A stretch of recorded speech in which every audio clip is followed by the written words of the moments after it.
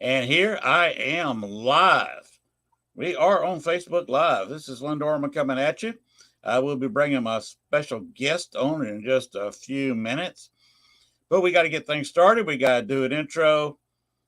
I will warn you, I've had slow internet all day long. And just about 10 minutes ago, I completely lost internet for about maybe 15, 20 seconds. So, if you lose me tonight, I'm sorry. I apologize. But that's what I get for living out in the country. Of course, it is kind of nice living out here in the quiet, peaceful, 80-degree days today. It's been kind of nice living down south. It gets lonely in the country and the internet's not that great. But, oh well. Let's get started. We're bringing Greg Bakun back out here in just a few minutes. Bones. Let's get this party started.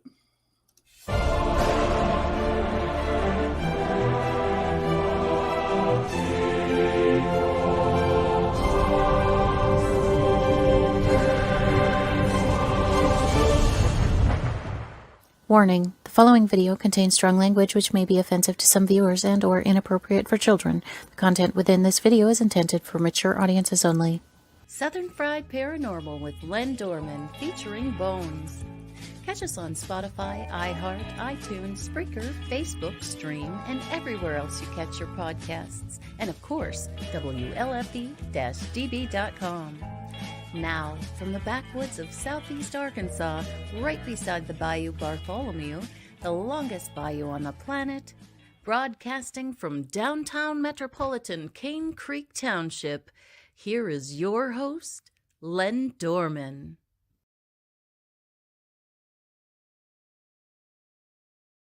Hi, here I am. There I am.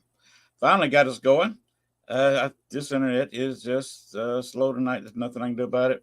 Anyway, we have a special guest tonight, Greg Bakun. Excuse me. He's going to bop me on the nose if I get that wrong again. Anyway, a few little things about him. Let's see. I have some lines here. Goodness. Okay. He's a seasoned paranormal investigator, and an ITC specialist.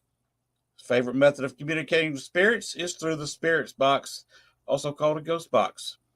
I'm familiar with it. I don't know how everybody else is. Greg is passionate about bridging the gap between the metaphysical and paranormal by bringing together mediums and paranormal investigators to work together to help to validate communication, share information, and promote respectful investigations. Greg is the host on his popular radio show, Ghost Box Radio, broadcasting live every Sunday afternoon on AM 950 in the Twin Cities. Hey, that is ground-based real radio. Also be found on iTunes and Spotify, just like us here. He interviews guests about the paranormal, ufology, something I don't know about, Bigfoot. No, my shoe's not that big, and I don't know much about the creature, or just the unusual. I myself have been accused of being unusual. He said he runs Ghost Box Sessions live, where viewers can connect with their loved ones who have passed. He's recently added a new series on Facebook, Ghost Box Live Experimental Sessions, reaching out to different types of spirits, and also Paranormal Reveal, a look at investigation from start to finish. He will also have a series on Paraflix this summer. Yes, that is a lot. He's a busy man, but he's taken time out to appear on my show, and I am honored to have Greg, the man, the myth, the legend, and we're going to bring him right in right now. How you doing? I'm good. How are you doing? I am just peachy, as we used to say in Georgia, because that's where I'm from. I'm a little bit warm because I can't have the air conditioner on in here. So I'll be honest with you, I'm in a very skimpy pair of shorts. That's great.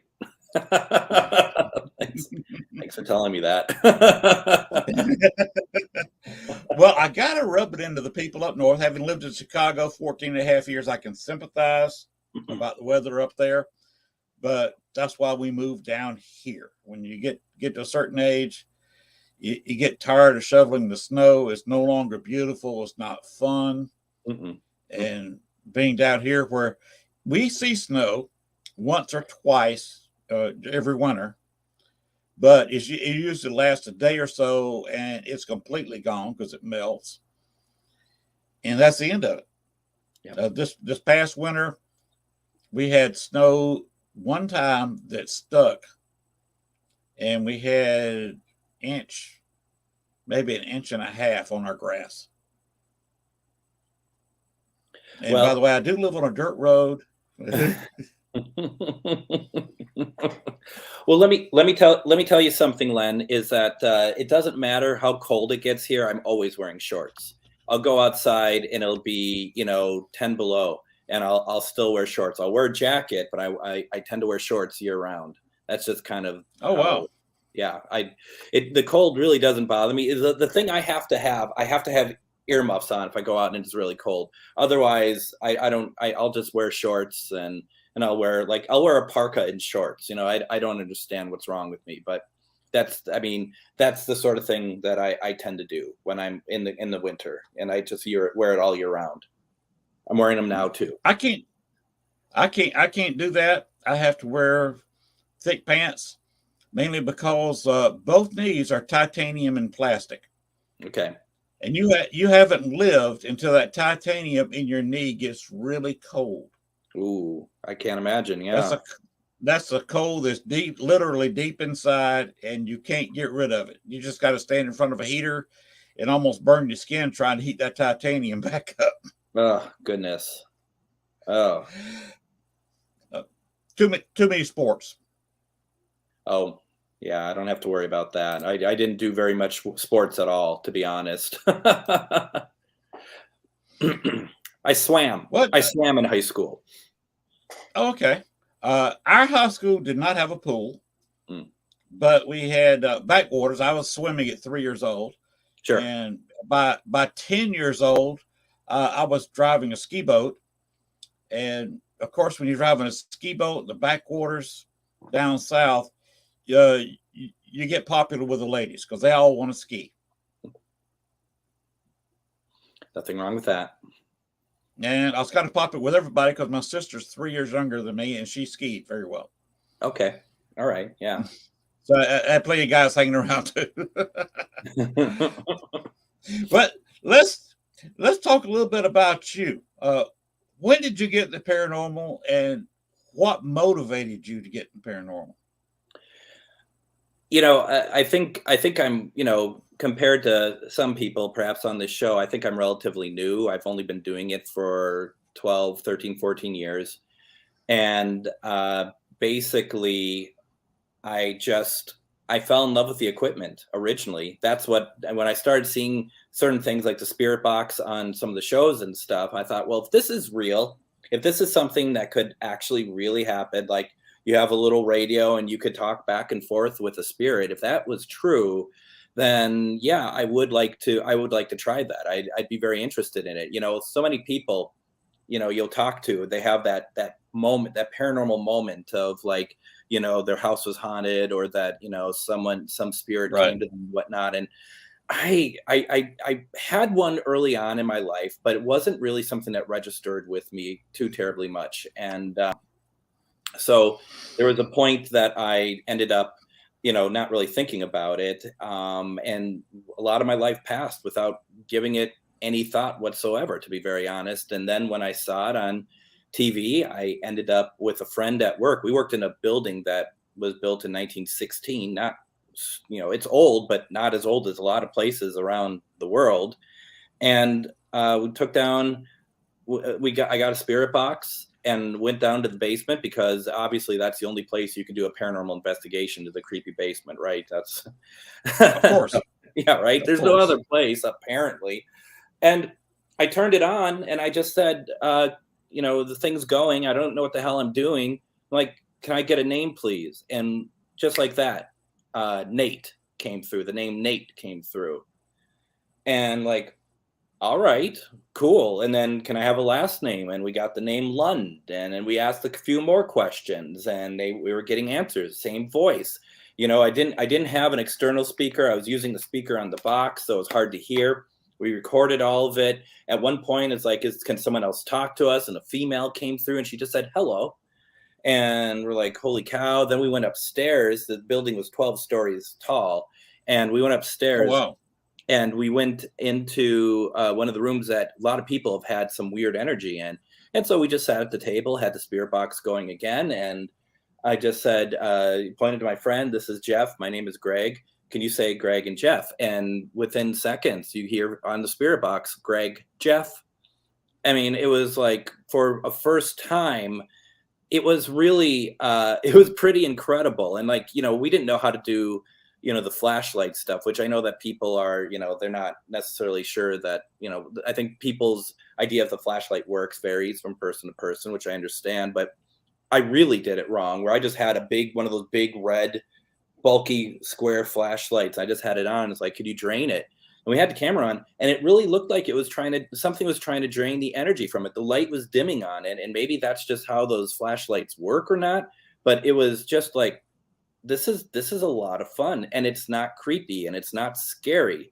And that kind of really formed for me the basis of, I'm, you know, I think all of us love to kind of go to the weird, creepy, strange locations, Mm-hmm. but my purpose, my focus had been doing the spirit box and paranormal to help people with their loved ones. And that's been kind of my mantra for the past, you know, over a decade with the people I've been working with and stuff.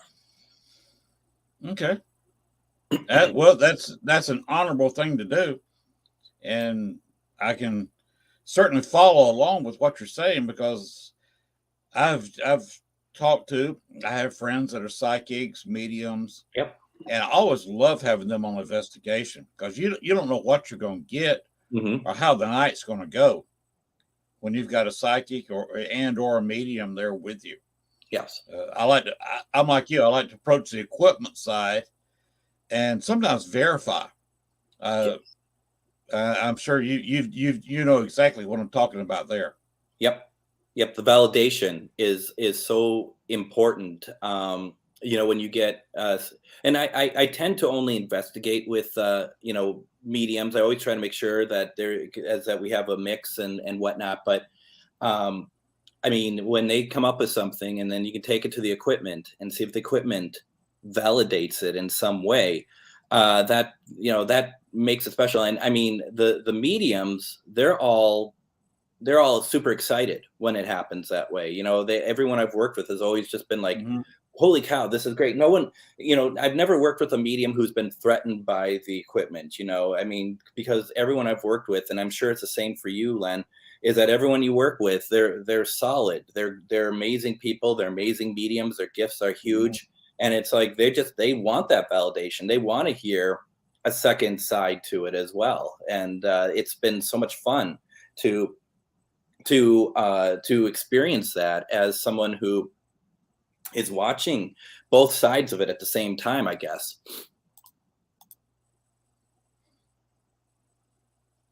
So how long have you been in the paranormal now? I mean, I've been doing it for about 13 years, I think 13, 14 years. And the thing is, it's like I got into it, and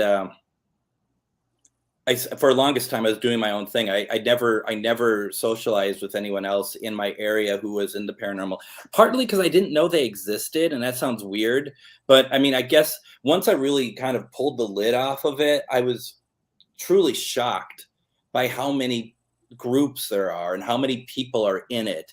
And the way that this culture works, and the way that the people, you know, some are amazing, some are not as amazing, some are, you know, and within that, how people want to do their investigating. You know, there is no one way of doing it. There is no, like, you know, I want to bring in mediums. Some people don't want to, and that's okay. You know, that's the thing about it. There's so many so many moving parts and so many intricacies with paranormal investigating. When I got into it, I had no idea that it was nearly as complex as it was. You know, it just was really, really shocking to me. Actually, it was overwhelming too.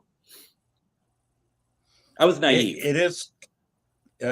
Yeah, I think everybody is coming in. You don't know what you're getting into. Yeah. Fortunately, I come from a background of working with people. I mean, my education is in human resources management. Sure. Which is working with people. Mm-hmm. And, you know, trying to pick out the right people and kind of knowing ahead of time, this person is going to be hard to work with, or this person really doesn't need to be here, or, you know, I'm incompatible with these folks. Let me go. And I was in the JCs for a while, which teaches leadership and also working with people, if you know anything about that organization. So I found out that helped me immensely working with people. But moving down here to Arkansas, I got nobody wanting to work with me. I'm a loner. I'm a lone wolf. Still are?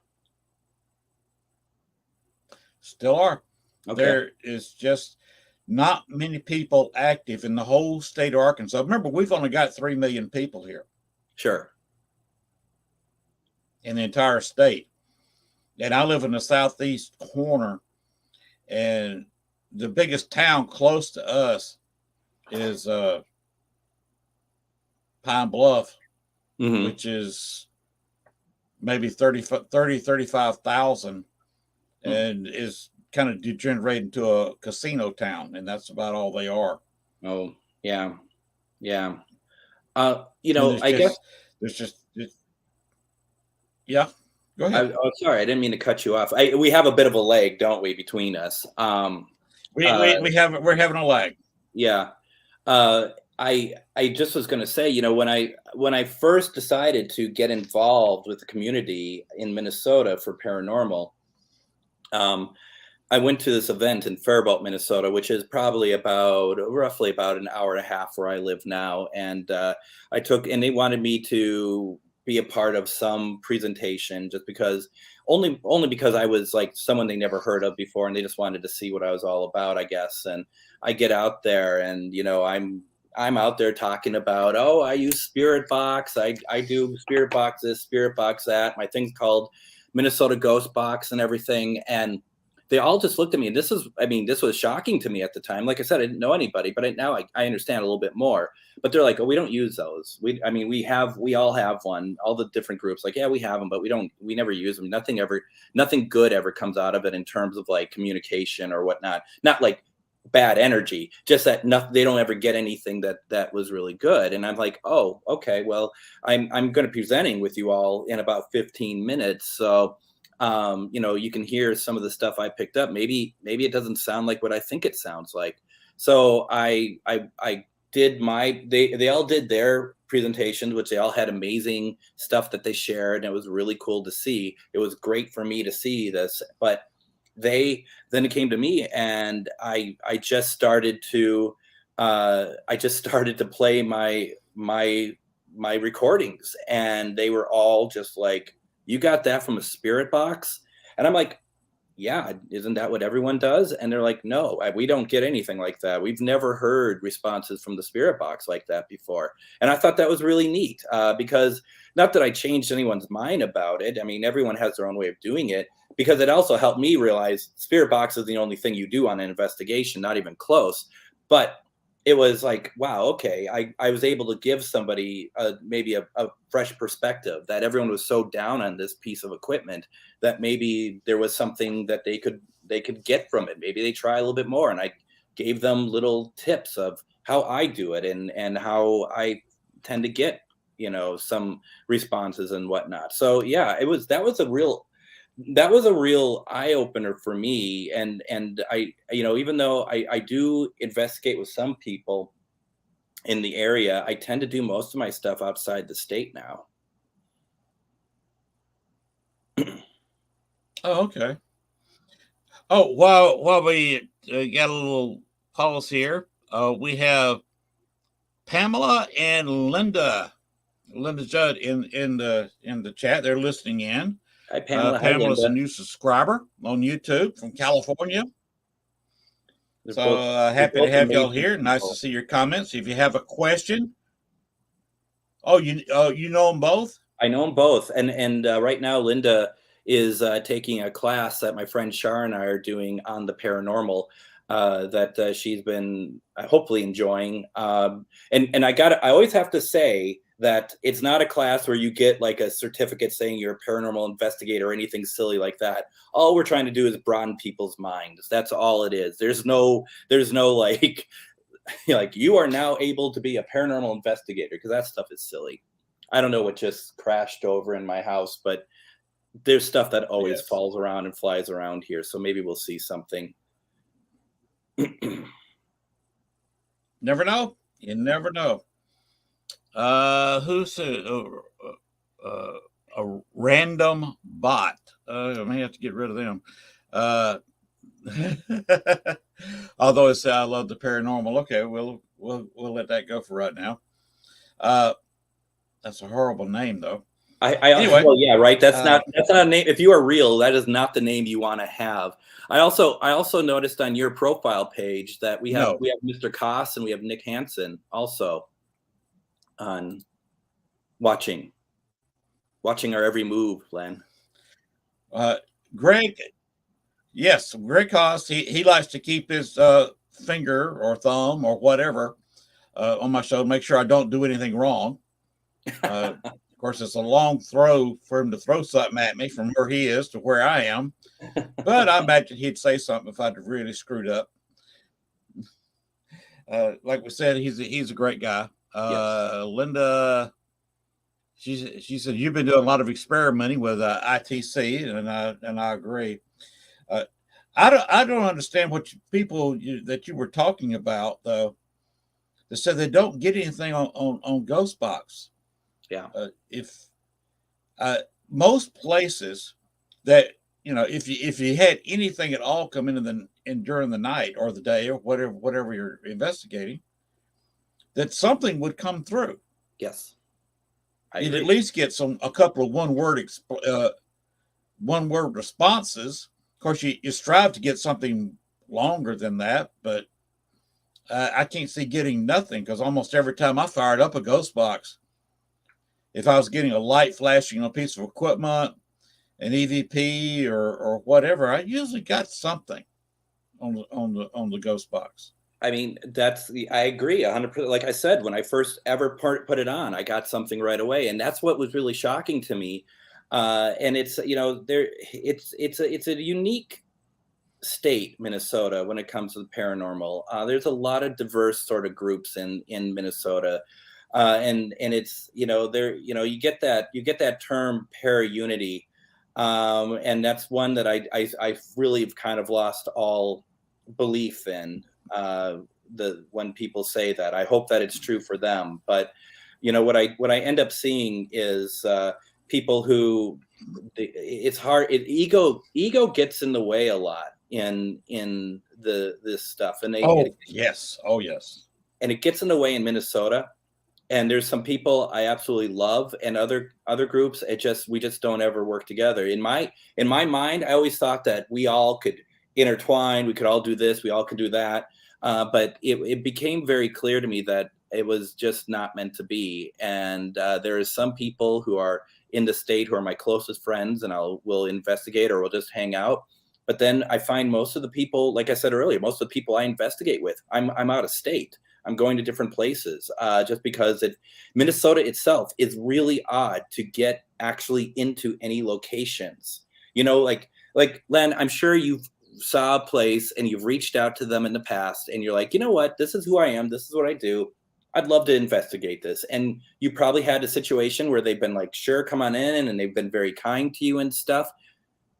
Boy, I can't tell you how many places I've reached out to in Minnesota and they're just like, nope.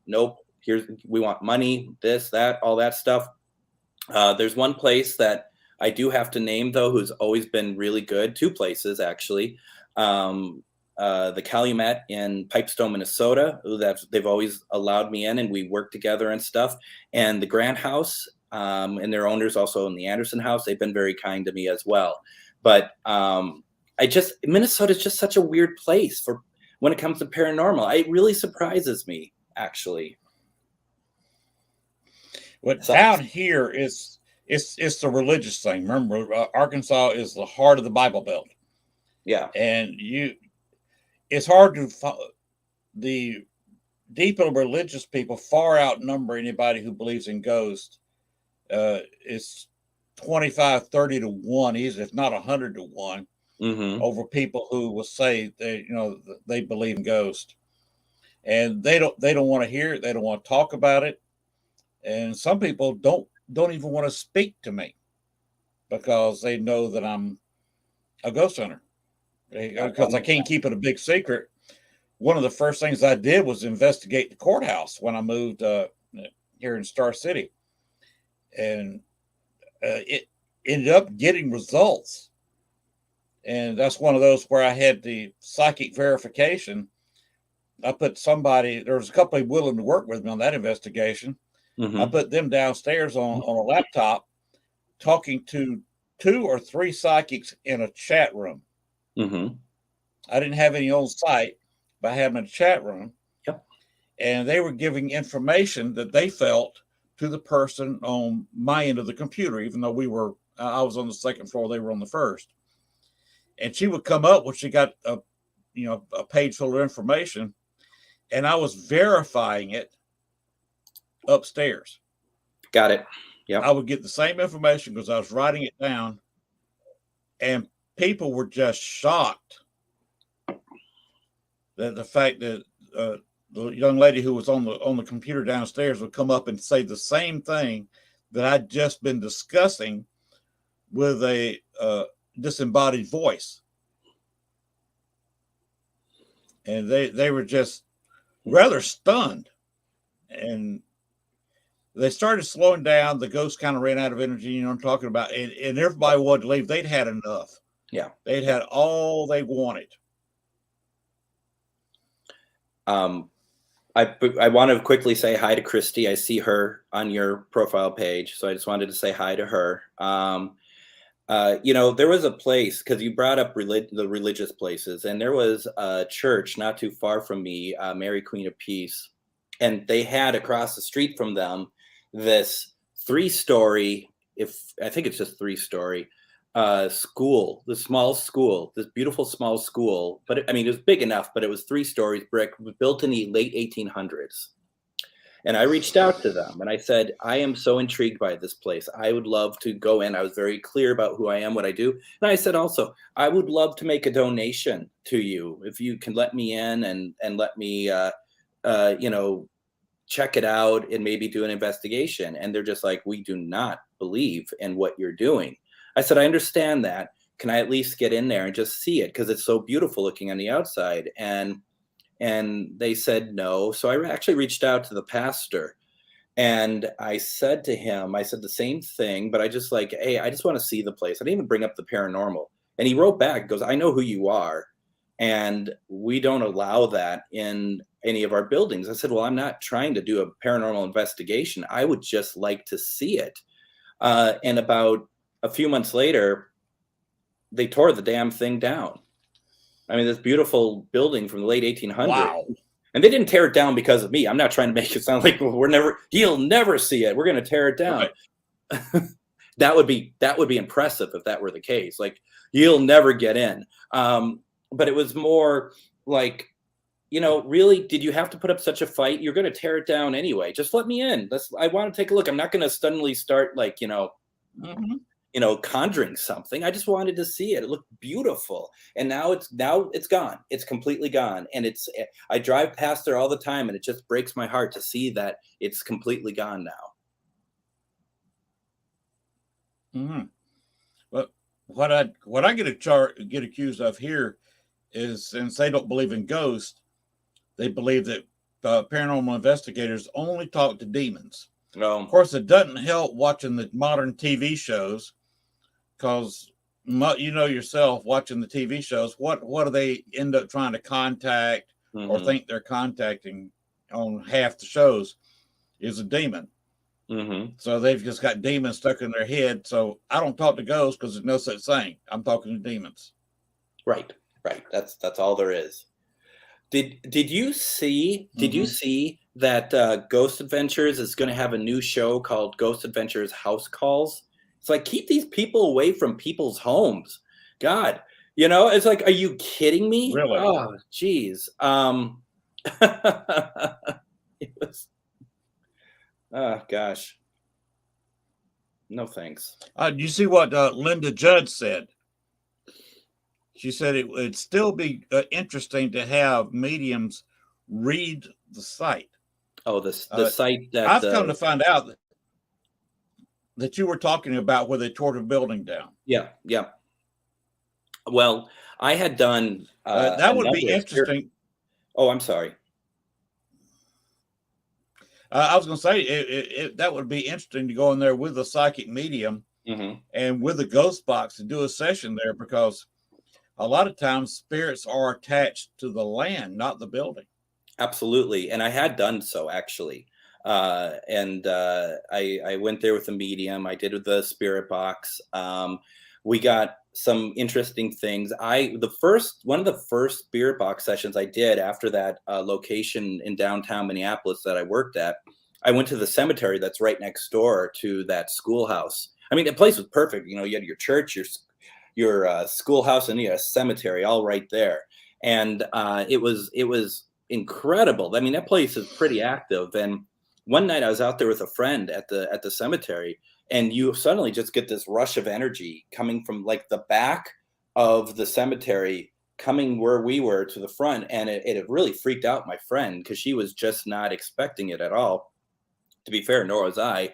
But I actually feel like it came from another church that was up the road, because there was nothing there for it to happen. And I do a pretty good job of feeling energy. And this was really pretty incredible, actually. And yeah, I've had a psychic medium there, both when the building was still standing and after it's taken down. And she picked up a number of stuff. But the spirit box, that was incredible. Just a lot of things, including my own name, which my first and last name. And that was really incredible too. I've actually had my middle name spoken. And I've had people's names spoken where I did not know the person's name. I was accused of faking stuff, playing pre-recorded stuff where, speak my name and I've got a voice on there saying my name. And what's fun is when you're with somebody and you don't know their name, or you've never met them before, and their name is spoken. And that's when they start going a little bit crazy when that happens. I've had some people run away at that point. Yeah, I mean, my name is one syllable, and I always say anything that comes through with one syllable is kind of like, that's up for any sort of debate. But when you get something that's multiple syllables, like my last name is 2 syllables, or like we talked about earlier, full sentences. I mean, those are amazing, and they're not as rare as people think they are. That's the stuff too that I absolutely love. And when I do my Sunday night Ghost Box lives, there's been people who have asked for names of their past, the ones who have passed, and one was a French name, and it was a 3-syllable French name. I can't remember. It's like de Matera or something like that. And they asked for that, and I said, "Can you say your name, please?" And that name came through the box, and that was just like, this is incredible. That is not a name you're going to hear on any radio station, and then here we are. They said it perfectly, just amazing. Linda's got an interesting thought here. She said, "Greg, have you thought of doing having a show with a medium to do remote viewings?" Says it's not being done at the moment, but there was a show that did it for a year. Remote viewings are not done that much. I used to know a group. They were out the West Coast. They investigated without leaving where they met. Yep. They would investigate around the world via remote viewing. Mm-hmm. Yeah, I mean, I know a lot of people who do it. One that comes to mind is Reverend Neil Farley. He does remote viewings, and he's a demonologist as well. There's a number of them. I mean, I know a number of mediums that do it. Matter of fact, one time years ago, she was never been in my house. She didn't live in the state, and she explained what my living room looked like and the couch I was sitting on. And that was well, frightening, quite honestly.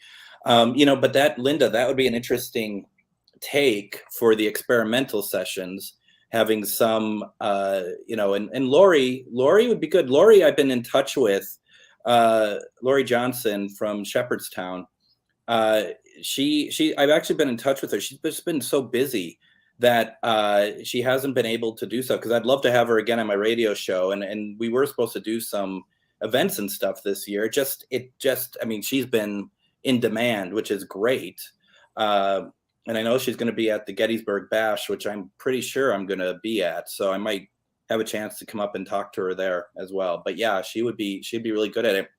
Lori would come on to my spirit box sessions, not like on camera, but she would be in the comments, and she'd constantly be putting through what she was picking up outside of what my spirit box is saying, which is really interesting, because there's a lot of really good stuff coming up. But at the same time, I had the fixation with Lincoln, and I thought I got him through the spirit box. And there's a whole reason why I did, and also Mary Todd Lincoln. And she had told me, she said, you have a connection with him, and he likes talking to you. And she gave me all sorts of information on him as well. So, you never know. Yeah, it was pretty crazy. And if you want, I could play some of that stuff for you if you're interested in hearing some of it. Linda also says, call her again. Well, I did just messaged her this week, and I'm one to try to kind of give people space if it seems like that they've been really busy on stuff. You know what I mean? I don't want to be like, okay, well, what about now? What about now? She's clearly in demand at the moment, and will probably be so for a while. But when the time's right, I'm sure it will all work out. Yeah, she'd be great. She'd be really cool. She asked a question. I'm wondering how far back in time they can remote view. I myself have gone back in time twice, once to the 50s and once back to the 1500s. I mean, the area I was in had nothing but Native Americans in it. So there was very few white people in the area, and I didn't see any when I was there. Sure. So I actually remote viewed twice back in time. So I went back several centuries once, then only a couple of decades on another time, to answer her question. Have you ever had much experience with going back in time? I think everybody on the planet has more experience with going back in time and astral projecting than I have. That is something that I have yet to even, I think I've experienced it based on some of the dreams I've had, but I can't say that for certain. I think part of it is I am too highly strung. And I think that is a part of why it's been hard for me to do so, let go, just be in the moment. And I think you have to do all of that. And I was just talking with a friend about that this weekend, and I didn't know that he was doing it. And I literally, it's like everybody around me, my cat is probably doing it, and Bones is probably doing it. And I've never had the experience, because that is something I would love to do. And not even to go back in time or forward in time or however it works, but just to be able to travel and really have that situation. So no, I'm hoping I will. I hope I have that. And I just need to allow myself that ability to just be and let it happen, I guess. It takes a lot of concentration and emptying out all your distractions. Yep. It's hard to do with somebody in the house. I have to really work on it, even with the wife. I can't do it with her in the room. She has to be at the other end of the house for me to do it. I have done it online before. Uh, Let me ask you one question. Have you ever heard of Rob Hernandez Yeah, I've heard of and Rob. the Para Awakening? Mm-hmm. I was on. He was doing a live ghost box session one night, and there was nothing coming on relevant to me. Mm-hmm. There were several people like we have tonight, several people asking questions, and I wasn't going to interfere with that. I had no questions to ask, so I wasn't posting in the chat room. So, if you're sitting there kind of watching a chat go by that's not really relevant to you, you hear conversation. Linda, yes, she's okay with it. She doesn't like it when I bring ghosts back there and they get in her bedroom and wake her up in the middle of the night. She doesn't like that. So that's the telling she's not okay with it. She's okay with it until she's not okay with it. And being woke up in the middle of the night, she's not okay with it at that point. And she'll let you know when she's not okay with it, right? Oh yeah, she has come out of the bedroom a couple of times and saying, I just got woke up with somebody standing at the foot of the bed. One night she got woke up with Libby May that I brought up earlier from Bachelor's Grove followed me home a couple of times and learned she could have moved. She was stuck there being a child at 11 months when she died.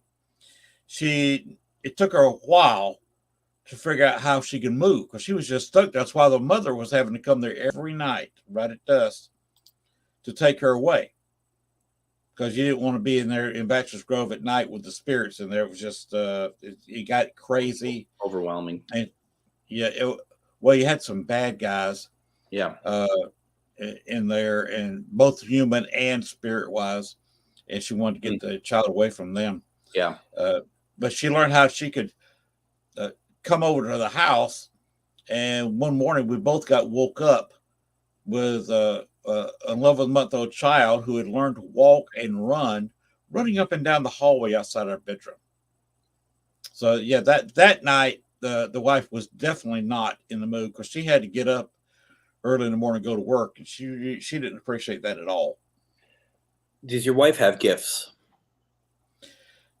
She doesn't like to go in a place where there's child spirits because child spirits seem to be attracted to her. She is a very friendly person, very open-minded person, and kids are drawn to her like a magnet because she looks like a big nanny. Actually, she's not as nice as some nannies. She was born and raised on the south side of Chicago. But she's really, really nice with kids and is popular with them. And we were at have you ever heard of the Glistener house in Chicago? I have not. Okay, it's a big stone mansion in one of the old neighborhoods in Chicago. And the lady who used to own the house, she appears at different ages in different rooms. Sometimes she appears in her prime of life, 20s, 30s, and early 40s. Other times she appears as she was when she was in her 60s and 70s. Other times she appears as she was when she was a child. Well, we were in there one day, and she decided she'd already appeared once a little bit in her about 30s, probably maybe early 40s in one room. And we were going downstairs toward the end of the tour, and she appeared as a child and grabbed my wife's hand and held her hand while we went down the staircase. While my wife and I went down the staircase. And my wife just said, I don't need to go in there again. So she does have, she is attracted to children. And if the place is known for children, like a school or a hospital or something like that, when children die, she doesn't want to go in there because she knows she's just going to be surrounded by child spirits. Yeah. Interesting. So that I hope that answered your question, Linda. And she's all talking about her spirit guide. feet wouldn't move, so she just backed up and walked around. Okay. Interesting there. Yeah. We were talking about astral stuff. I learned from a person you probably heard of before, Marie Laveau. Mm-hmm.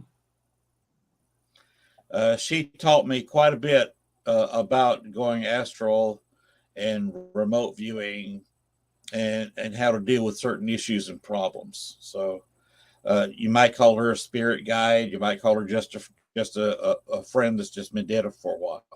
Yeah, absolutely. But that's why I have success spirit hunting, ghost hunting, whatever you want to call it, in New Orleans, because I gave her a little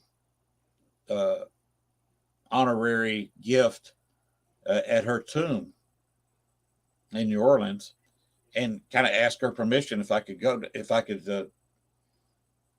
hunt down there, and got her permission, and basically I can go down to New Orleans, do what I want to do. Nice. What may I ask what you gave her? Okay. Everybody knows Marie Laveau from voodoo, and it's a question about whether she really practiced voodoo or not. Mm-hmm. Basically, she was a hairdresser. Mm-hmm. That's her superpower, because you've had your hair done. You got a nice head of hair. Thank you. You've been to nice barbershops and places like that, and you always talk to the person doing your hair. Everybody does. Yep. Barbershops have traditionally been the place where people would just sit there and read the newspaper, because they could hear all the latest news and everybody's political opinions and just sitting there. And women are even worse than the men, mainly because they're sitting there longer. Yeah. And that was her superpower. That's how she learned what she did most of the well-to-do and the women, that were married to powerful men in New Orleans. So she knew what everybody in the in crowd, mm-hmm. the power brokers, she knew what they were doing because their wives talked to her.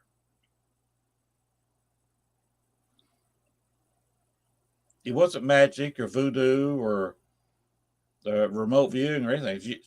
She just had their wives just talk. All she did was keep her mouth shut and ears open, and she learned everything that was going on in New Orleans. Wow. And so I gave her a tie.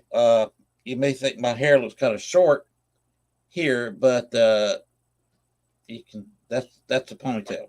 Sure. So I took out the hair clasp, holding the ponytail. So she got a gift from related to hair, and of course she got a few hairs too to go with it.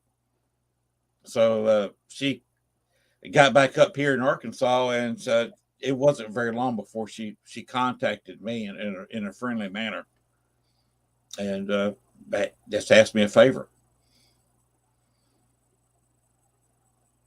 What was it? To take care of a problem. And the problem she had became a problem I had, and became a problem that several friends of mine that I talked about it had. And I had to go deal with it in a rather violent manner because I was attacked. Mm-hmm. Mm-hmm. And I had no idea. I had never done this before.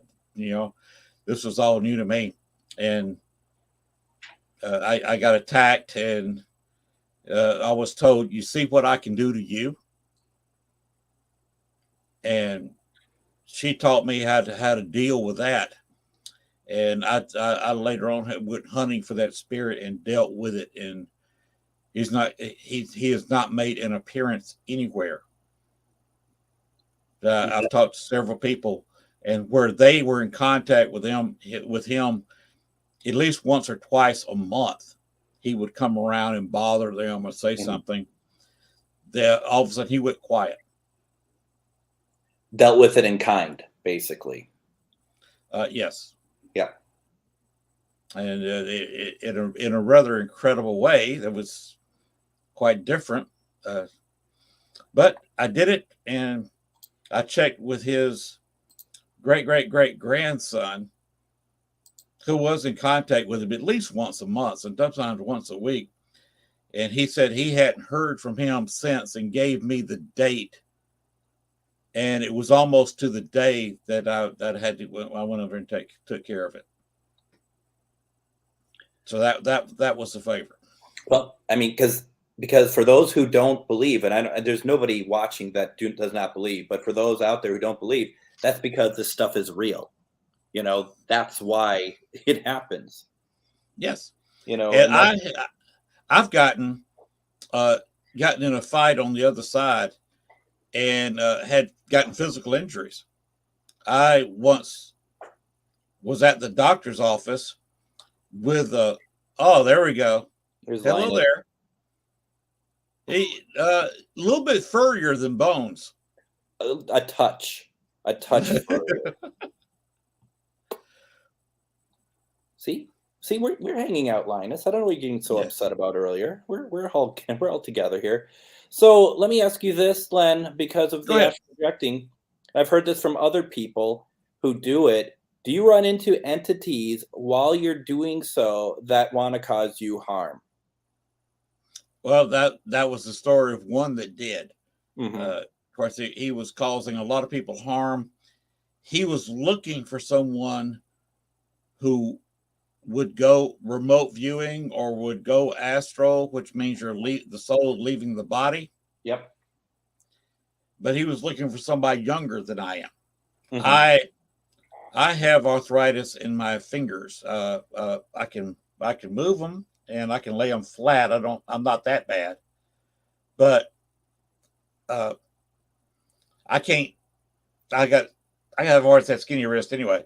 But now I can't hit anything without severe pain in the wrist, and have trouble grabbing things. Sure. Yeah. And my fingers are not as nimble as they used to be. I have trouble turning a screwdriver, for instance. So he didn't want me. He wanted somebody in their late 20s, maybe early 30s, who had maybe longer than I've got, nimbler fingers. And he was planning on taking over their body while they were astral and banning them over to the other side permanently, and taking their place and resuming what he did. Yeah. And you want to know who this person is? I would love to, yeah. You ever heard of H Holmes? Oh, absolutely, yeah.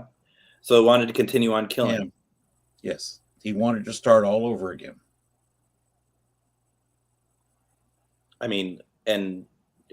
People have probably, I don't know, conveniently thought that he is also Jack the Ripper, but they have evidence where he was on, H Holmes was on a boat, bought the ticket, they've got the records, and he was on the ship out of New York going to London just before those murders took place in London. He was also on a ship bound from London back to New York just after the last murder was committed. And I don't know about you, but I'm not that great of a believer in coincidence. Yeah.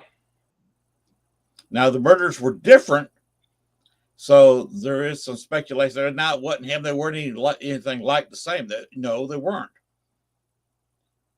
But could he have had an apprentice, an assistant that was doing these for him? Yeah. It's interesting. How interesting. My Ovilus is on. Okay, wait a minute. Going out. Okay, when you brought this up, it said copper, COPPER. And it says near. Now, people might be like, well, copper, like the metal. Well, if we're talking about the UK, That's what they all called the police, the copper. That's copper. a police officer. Police Yep. officer. That's a police officer. And now it said near, copper near. And sometimes during the murders over there was a police officer not that far away. Oh yeah. So copper near could have been there was a police officer around, and there usually was. Yep. Nope. And that's interesting. Oh, to show some relevancy between Libby Mae Humphrey, the child I contacted in Bachelor's Grove, her father, John Holmes, he was the most powerful man in Cook County outside the city of Chicago. Mm-hmm.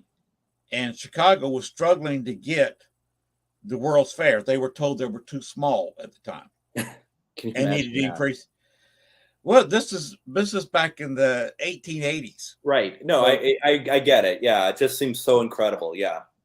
Chicago wasn't like it is now. No. And the only way Chicago could raise their population up to get enough so they could get the World's Fair was to go into their immediate suburbs and have them vote for annexation to become a part of Chicago. And this is why a lot of your neighborhoods, especially on the south, the immediate north, and the near west side, all have names, because that was the names of the towns that they used to be. Mm-hmm. Now, instead of being a town, they just became a neighborhood of Chicago. Right. They got enough of them to annex into the city, and they managed to get the World's Fair, which is where H Holmes had his little death castle and killed several people. Yep. John Humphrey fought it tooth and toenail, because you remember, he's a state senator. He represents Cook County. With every little town that was absorbed in the city of Chicago, they got transferred from his Senate seat, to the man who represented Chicago in the state legislature as a senator. So he was losing constituents. So he fought this tooth and toenail because he was losing power. And that was a link that he had to the World's Fair. Okay.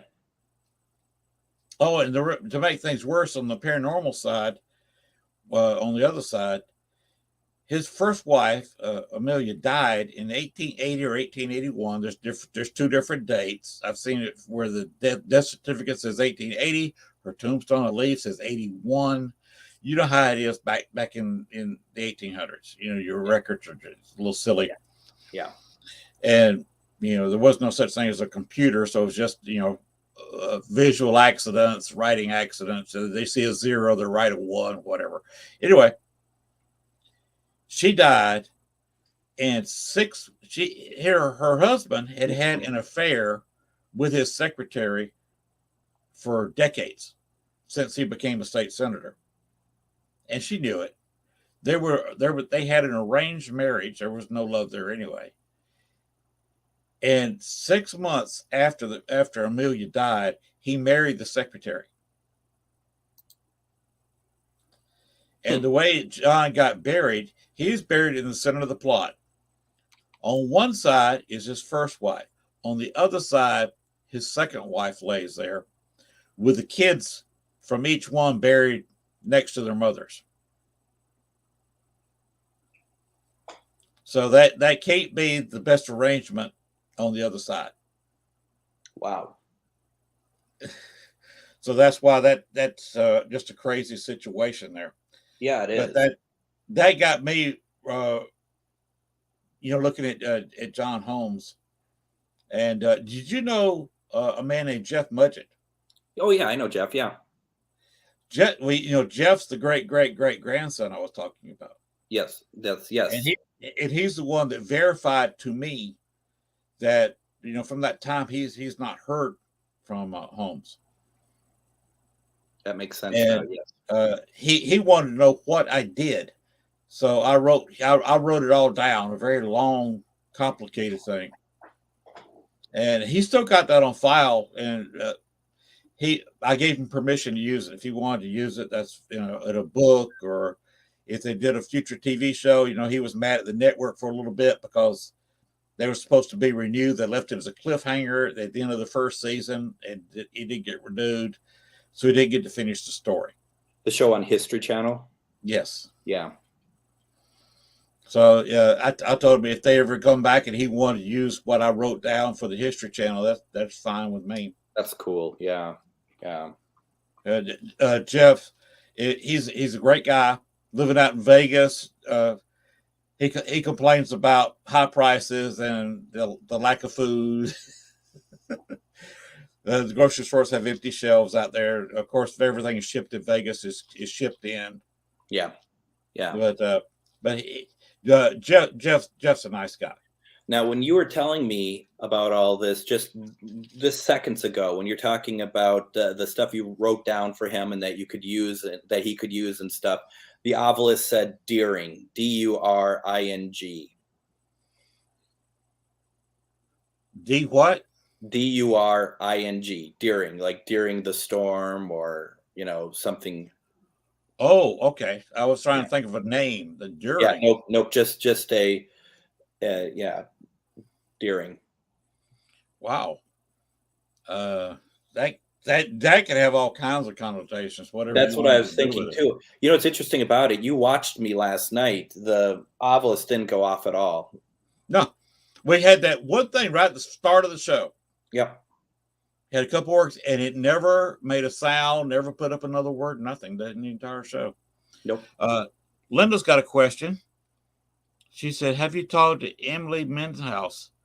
She's got a big interest in H Holmes." No, I do not know that person. If you would like to mention my name to her, Linda, go ahead. I'll be glad to. She sends me a friend request on Facebook. I'll be glad to approve the friend request and talk to her about that. Emily has a show on the Manifest Network, as well as a couple, and she does some really good work. She's also really into EVPs and stuff too. I think you'd really like her. Okay. Oh, let me ask you this question. A lot of times, rather than I got a SB7, which is as good as anything. Have you ever used Echovox? Yep, absolutely. Have it on my phone now. It's for people who want to use it. You gotta. It's picky. You have to really have it set. And it changes from location to location, and you just have to be patient with it to get what you want. But I tell you, and I know what your experiences have been with it, but when you get it right, it's pretty amazing. It's really good. Yes. Incredible responses. I was at Bachelor's Grove I don't know if you know much about that place. But you got to walk past on the path to the cemetery. It's a quarter of a mile from the road where you got to park your car. You cross a creek, and there's several houses up there from the original settlement. And some German immigrants originally built some houses there and did some farming. And I was back there at one of the houses, and there was 3 of us. Mm-hmm. And I hadn't gotten anything. But, we were kind of enjoying the day. It was a very nice day. We were in the woods. We were shaded. It's not like we were burning up in the sun. There's actually an old wall there where a silo was. You could actually sit down for a while. Of course, you're sitting down on a stone, which is not the most comfortable thing, but, we could get off our feet. And we've been back there for a couple of hours and just about to pack up to leave. And all of a sudden, this horrible noise came over it. I can't even. Anybody tell you, it almost hurts my throat trying to say this. Yeah. But it was like a deep guttural static. It wasn't a growl. It wasn't animal or human or anything. it was just a really bad static, like a radio trying to clear its throat. Hmm. And I heard this plain as day male voice said, "She's wearing a blonde hat." And a female voice come on and said, "Huh? What did you say?" Wow. "She's wearing a blonde hat. Look at her." Mm-hmm. And then both of them started laughing. Then I heard the static noise again, and it never heard anything. I was there for another 30, 40 minutes, didn't hear another peep out of the Echo Box. The lady I was with she's mixed race, so she had her hair really cut short. Mm-hmm. But she loved to wear this long, and I'm talking about near belt length, blonde wig. And if you remember, the word wig that we throw about, in our lives all the time, is a relatively new word. Back when there was people living in the area of Baxter's Grove, the word didn't exist. They didn't call it a wig; they just called it a hat. Got it. It went on the head; it was a hat. Interesting. Yeah. And she picked up immediately. I told her what happened because I didn't really pick it up until I got it home and got to listening to it. And she said, "They're making fun of my wig, aren't they?" I said, "It definitely sounds like it." Yeah, they are. And that was an amazing thing that I got on the Echo Box. You put in there, it works on iPhone. Yes, it does. It originally, the first one came out on the iPhone. Then they quickly got it for Android. And then he kept improving it for Android and didn't really improve the iPhone version.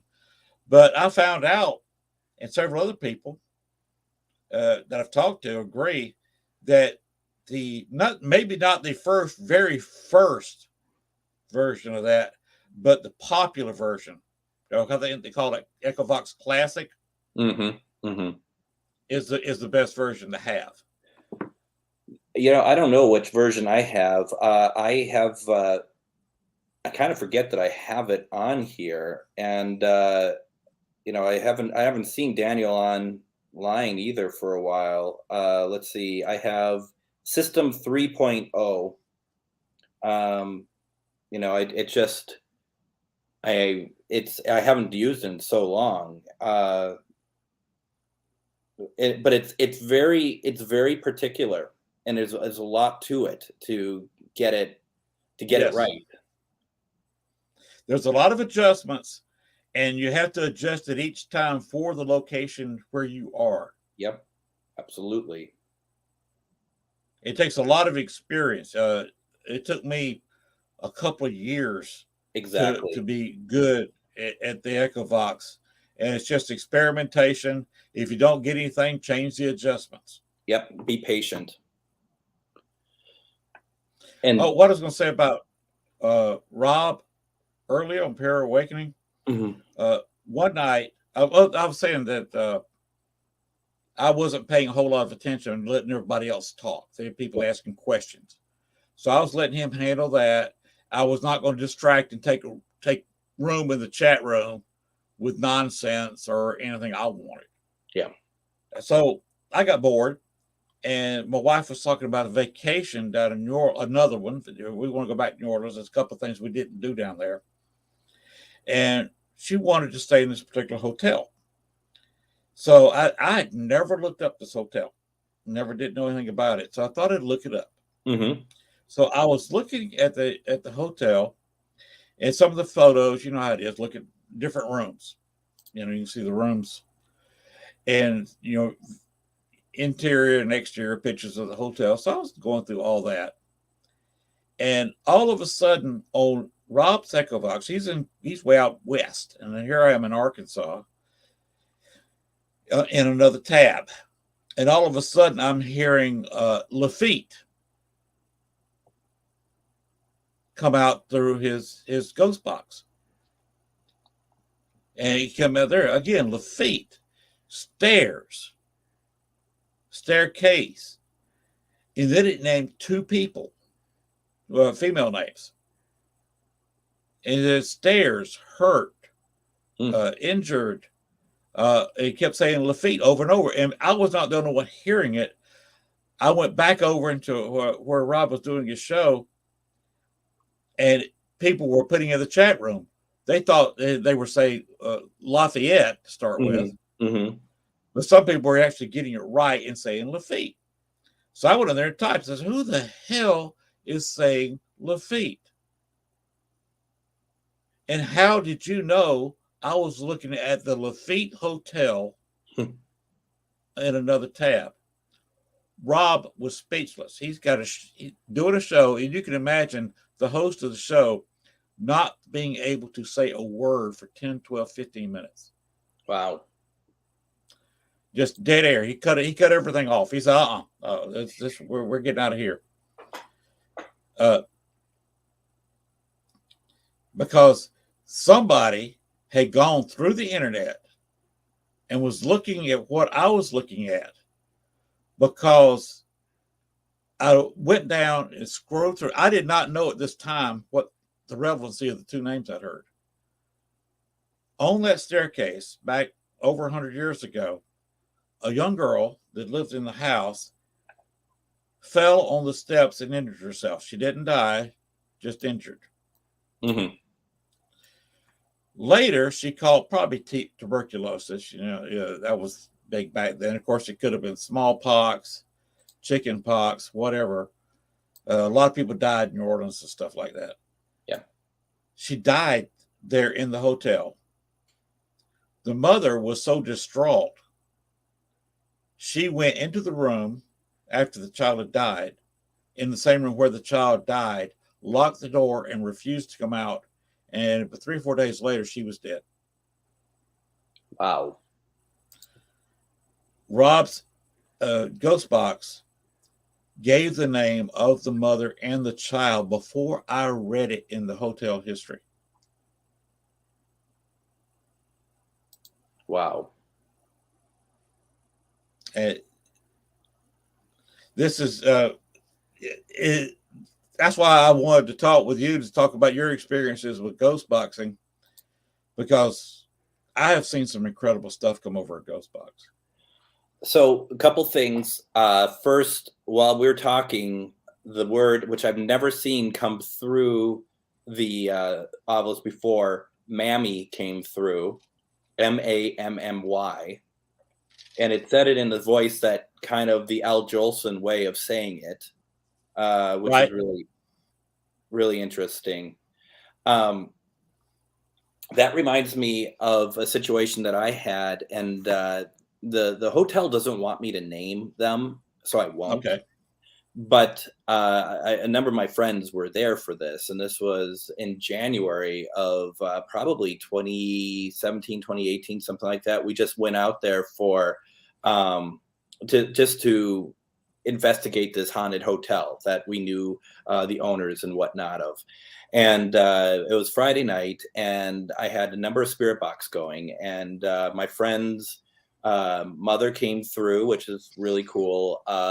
One of the women that worked there, her son, who died very young, came through, and luckily her husband was there at the same time, so they came in, and we kind of let them have a private session with their son, and names and stuff that only they would know came through the box at that point, which was really cool.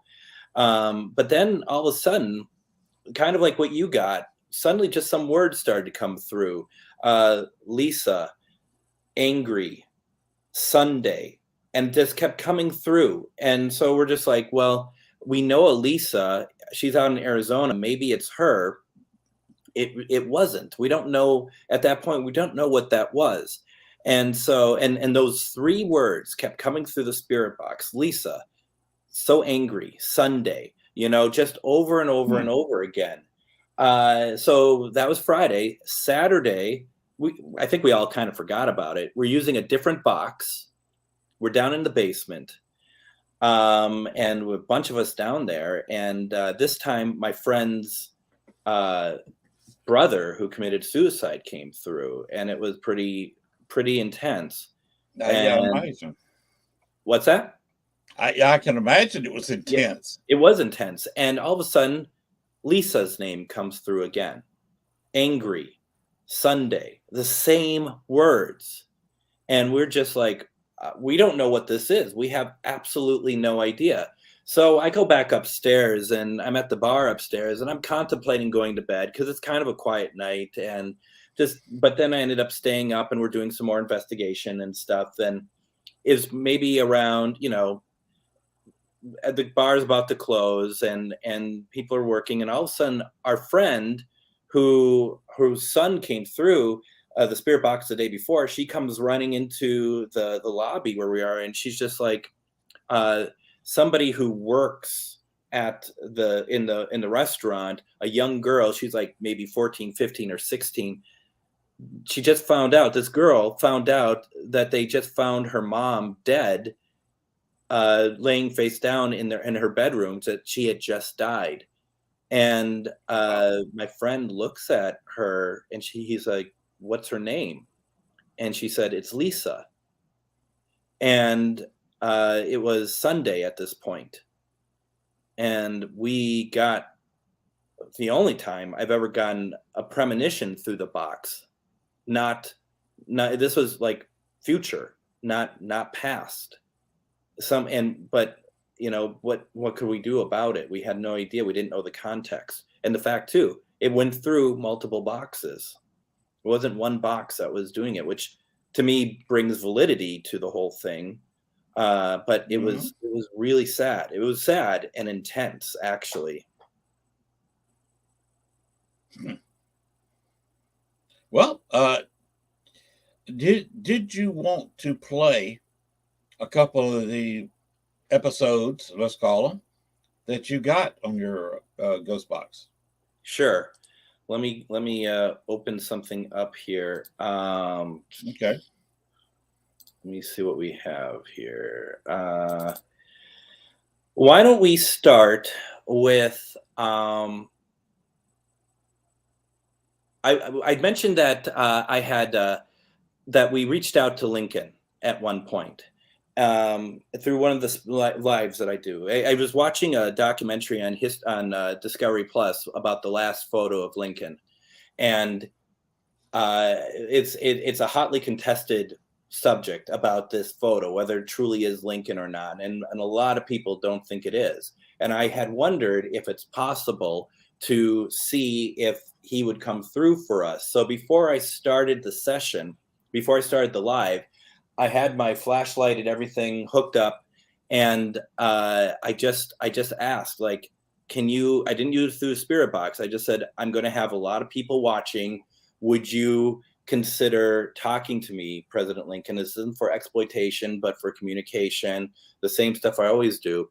And the flashlight turned on, and it turned off. And I'm like, okay, thank you. And I said, I also was wondering if I may speak to Mary Todd Lincoln, because I have a great deal of respect. I want to ask her something. The flashlight went back on, and it turned off. And I said, okay, thank you. And so we start the thing.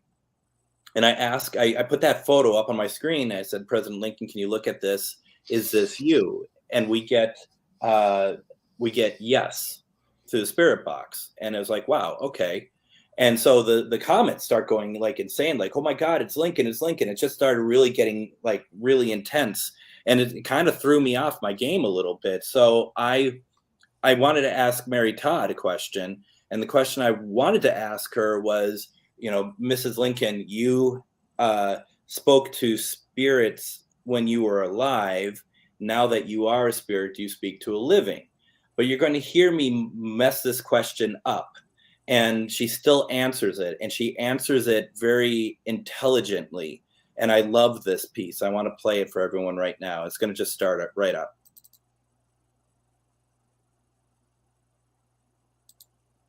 Let me get it in there. Or do you have to add it? Mrs. Lincoln, you spent your entire life reaching out to spirits. Do you talk to other people? There we go. Do you talk to other people as a spirit, to other living people? Talk about what? Talk about what?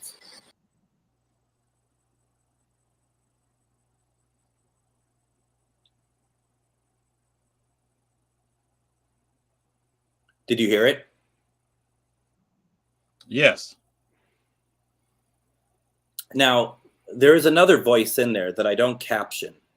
And that is the same voice that we attributed to Lincoln. So there's a part where he kind of says, I know, when I said you talk to spirits. And you're like, I know. And then I say the rest.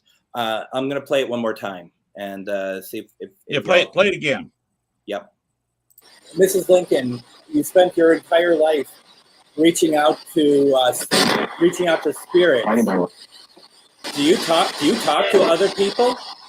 Do you talk to other people as a spirit, to other living people? Talk about what? Talk about what?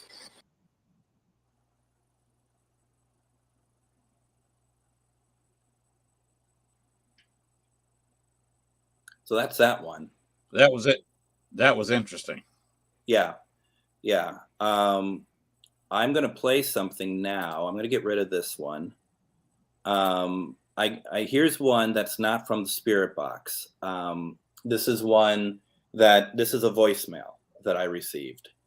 And what happens here is that I had this desire back in August of 2019. I had this desire that I needed a Ouija board for some reason. So I got a Hasbro one, just off like Amazon or something. And I get it and I put it out and I start to use it. Like I have the planchette and I'm waiting for something to move. Nothing happens. Nothing happens at all. Which I didn't expect anything to happen, but I just wanted to try. And the next day I'm at work and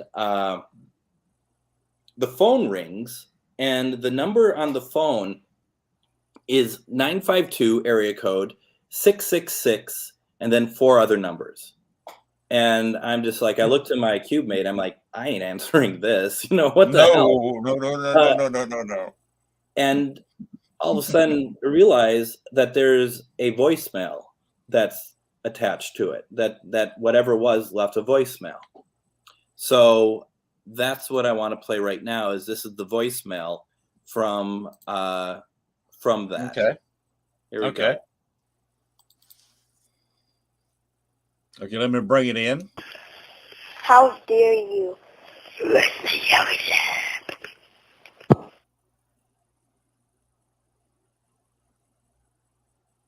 We'll play it again. How dare you?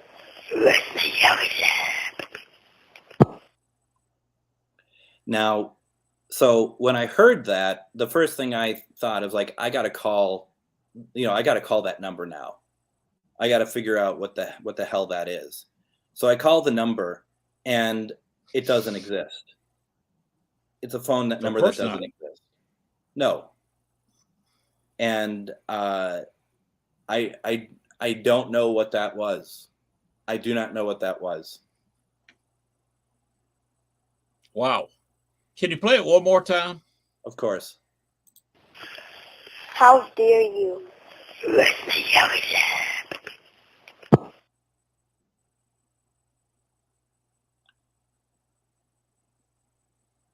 Now, Pam thinks it's saying, let me out again, which I actually feel like it is too. But it almost sounds like it says here and again at the same time. So it could be let me out of here or let me out again. And, you know, I equate it to the Ouija board only because I'm using it and, you know, it suddenly, did something come out? Did I do something I wasn't expecting to do? I don't know. But it certainly was like some very unexpected. Did not expect anything like that whatsoever. Wow. You want to hear some more? Let's go. All right. All right, what do we got here? What else can we play? That let's do Veliska. I had a couple from Veliska. The first one was when we first got there. I just wanted to know who. This is a very early investigation for me, so my way of questioning is much different now than it was then. I'm pretty much saying, give me a name, and what we get is somebody telling us. Well, I'm just going to play it for you all. Okay.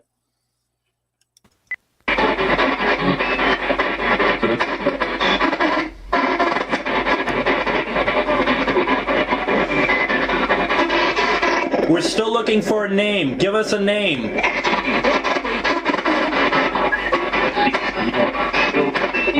6 people killed. That's what this just said. What? 6 people killed? Killed.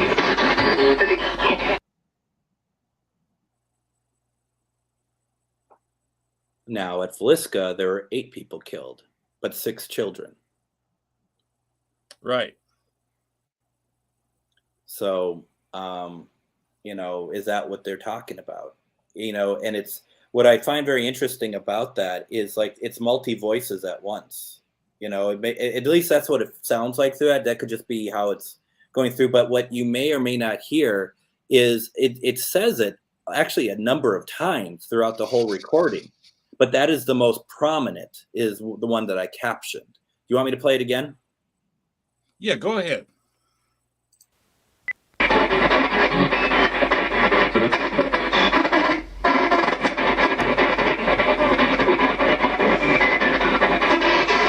We're still looking for a name. Give us a name.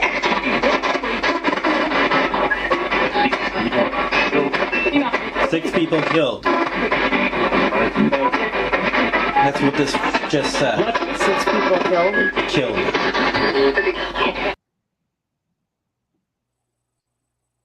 I actually got ill when I heard that out there. You can hear it in my voice. I'm like, I'm just like, oh my God, what did I get myself into? Because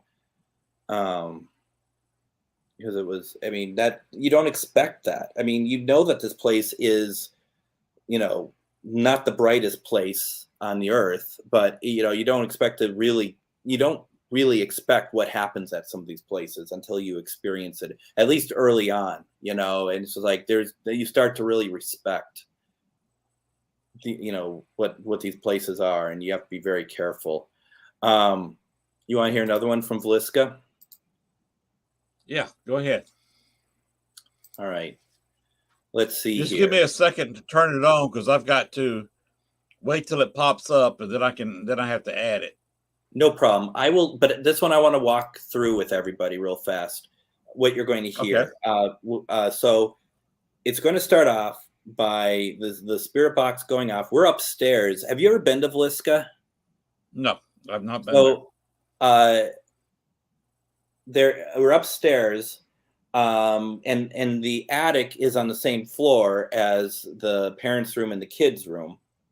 And we're in the parents' room, and we're there, and you're going to hear my name. Someone says my name, but it doesn't sound like it's coming through the box. And so you're going to also hear me say, did somebody say my name? And I'm looking at the people with me, and no one's talking. They're all just shaking their head.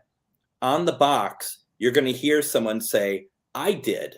To my question, did someone say my name? The box says, I did. And I said, you know my name. What is your name? And then we get a response of the name of the person. I don't believe it's this person, but you get a name. Okay. So that's what we're going to play now.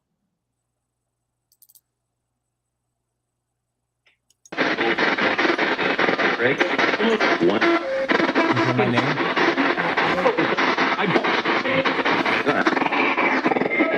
You said my name. What is your name?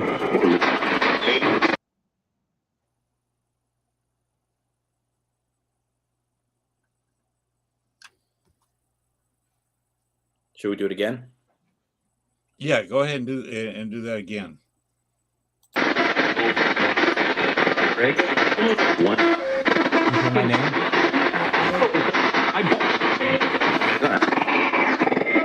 You said my name. What is your name?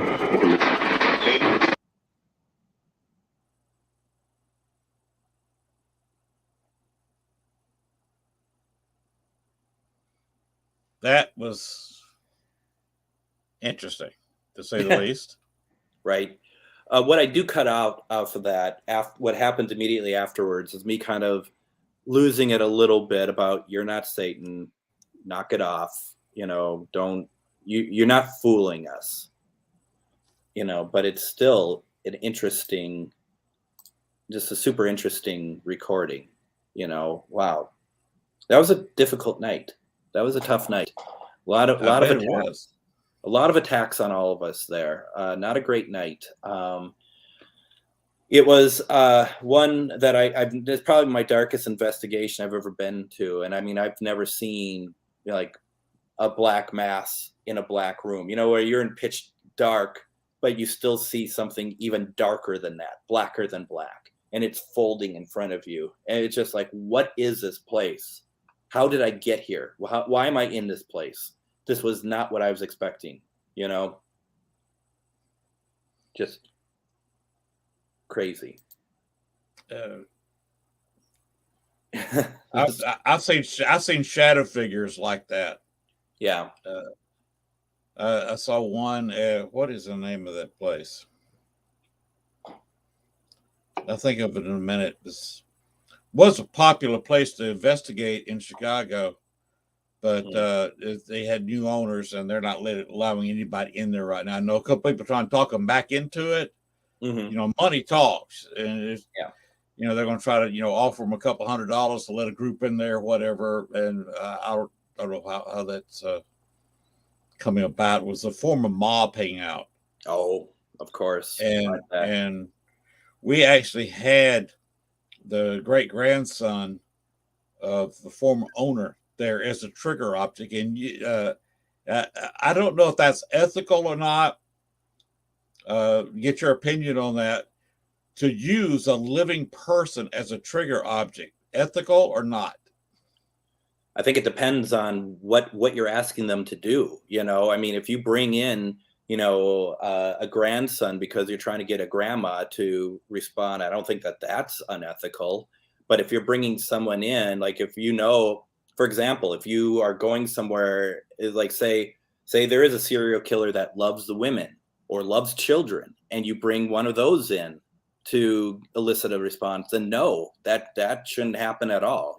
If there's any chance of danger, no, you should. I don't think you should use humans as trigger objects then either. Well, this was a full-grown man. He was in his 40s, so it's not like I was using a child. I would not use a child and put him in that circumstance. And he wanted to go. Yeah, well, that's the difference. And we just would bring him in there and we talk about just kind of general chit chat, talk about his family. And one of the responses we got was a shadow figure. It was so dark and so black that we had light similar to what's behind me. Had a mixture of infrared and some UV in the room. But that's it. And we had some red and green lights kind of like hooked up to a REM pod. It's a much smaller thing. They had one light and a little tiny antenna, but it worked the same way. If something came in within an inch or two of the antenna, it would go out. And we got to realize it through the camera, which is on where we could see anything, that something was eclipsing one of the red or green lights. Okay. Oh, wow. And we moved kind of away, so it would come on. But the lights never flashed according to our eyes. But he had this little short, 3.5 foot tall, horribly black humanoid form that was slowly moving back and forth and eclipsing the lights from the viewpoint of the camera. That's pretty cool. Yes. I remember the name of it now. It's Casa Madrid. It's actually been on TV once or twice. It sounds familiar. It's a former mob hangout in Chicago with 3 to 4 foot walls, just in case the police raided them. The police would have gotten a cannon and shot the side of it, and it just bounced off. Wow. And, that's a rather haunted place. Oh, it sounds amazing. One of my favorite shadow figure moments was at Villisca at that one trip where at the very start of the investigation, the person who was leading the investigation, we all had walkie-talkies, and she went out and she was looking at the perimeter. She was using all the big talks and whatever, all the big words, and she was walking around the outside of the house. I'm in the living room sitting on the couch, and over to my right would be where the kitchen is. And I saw a shadow figure run through the kitchen, out the kitchen door, which is the only way you can go in and out of the house. There is a front door, but they only want you to go through the kitchen. Right. I wasn't on my walkie-talkie, but the people who were around me, I said, I just saw a shadow figure. And then Vicky got onto her walkie-talkie to us, so she's still outside. She's like, I just saw a shadow figure run out from the kitchen through the backyard. So we saw the same shadow figure. I saw it on the inside, and she saw it on the outside, like right where it left off from my viewing of it. She picked it up just on the other side of the wall, going through the yard. Then it's incredible. Wow. Yeah, that's neat. I like that. That was neat. Yeah. Yeah. Cool. The Ovilus hasn't done anything, has it? No, and that's because it ran out of power. It stopped. Okay. It just stopped. It died on us. It no longer had the will to live, I guess. I don't know. And it's too bad because it was talking, we were getting stuff. Makes you wonder though, what that's all about. Makes you wonder how strong was the battery when you started? It wasn't on a full charge because I had used it and I forgot to charge it between last night and tonight. So it's probably about 1 bar down of like the 3 bars. But still, it had to have been drained if it still had 3 bars. It just should have lasted a while. I would have thought it would have lasted longer, and I didn't turn it on until we started, just so that I could not drain it completely. So it left pretty quickly. It expired pretty quickly. Yeah. Yeah, that's one of the things about equipment. Some people say, well, that's awful random. But, it's bad when you've got a brand new charged battery, and theoretically the battery should last a couple of hours, and it lasts 10 minutes and quits. Absolutely. Then when you stick it back on the charger, it takes a couple hours for it to charge back up. Yeah. Yeah. I got to charge it tonight because I'm taking it with me tomorrow. Do you want to hear anything else? Well, why are you saying tomorrow? Exactly where are you going tomorrow? Tomorrow I'm heading to Council Bluffs, but ultimately by Saturday, I'm going to be in Salina, Kansas, at a place called the Temple, which was a Masonic temple built in the early 1920s, because we're in the early 20s now, aren't we? In the early 1920s. And it's had quite the history to it. It's no longer run by the Masons, the Freemasons, but I was there last September for a Fear Fest, and we did an investigation. And then that Sunday night, I did one of my Ghost Box lives from there. And that place is active. That place is incredibly active. And I'm really excited to check this place out again. I don't want to say it was a dark investigation, but it was an unhappy investigation that Saturday night and even that Sunday. There was some aggressive spirits there, but it was really the start of the end for a couple things in my life at that place, which was really, I always kind of attribute it to that, but it was, it's just, I don't know if the energy there or what, but it changes people. Actually, it changes people a little bit. And it was interesting to see if that's the case. And the Saturday night event is not one that I'm running. I'm just an attendee at, but it's going to have Mustafa and Daryl Marson from Ghost Hunters there. But I'm more there because I want to enjoy this beautiful place. And then Sunday, my friend Christy and I, we're going to do this investigation starting at 8:30, a live investigation for everyone to join in and leave their comments and interact with us and all that good stuff. Wow. Sounds like fun. I think it will be. I think it's going to be a lot of fun. And my hope is that we can really show some of the grandeur of this place. The top floor, which is where there was a lot of issues last time, that it actually changed some people. It makes me sad, to be honest. But the top floor is off limits this time. But we get some of the other floors, and we're probably not going to go on all the floors because it's just so big. And we don't want to just spend an hour and a half, 2 hours just running up and down the place. We want to focus our energy and stuff, and we'll be split anyway. So anything can happen. I'm really excited about it. It's going to be a lot of fun. Okay. Well, would you rather do another recording, or would you like to go ahead and do a live session? We could try live.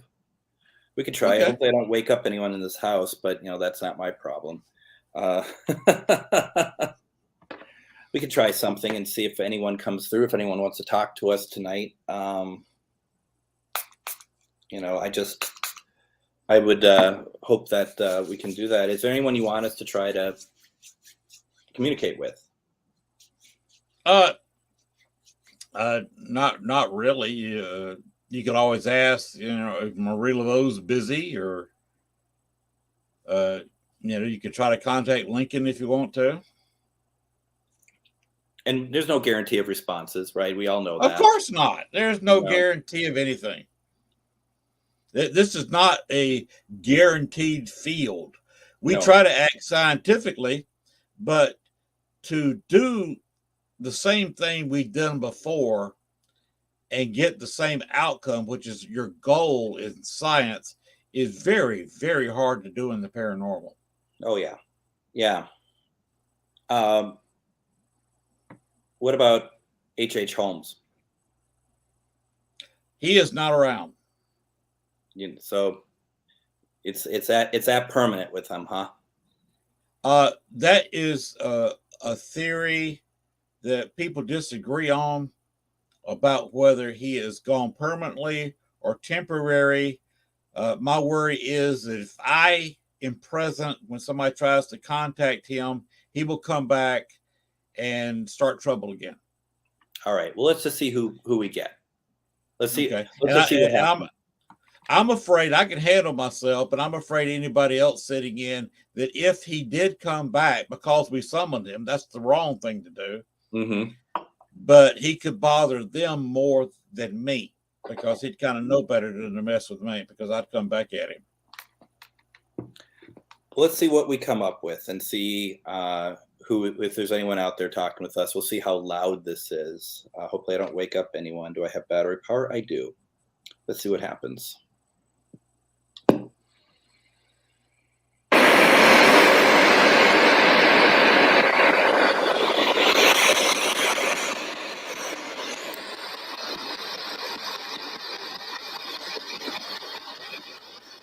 My name is Greg. We'd love to hear from somebody. Anybody out there wanting to talk with us tonight?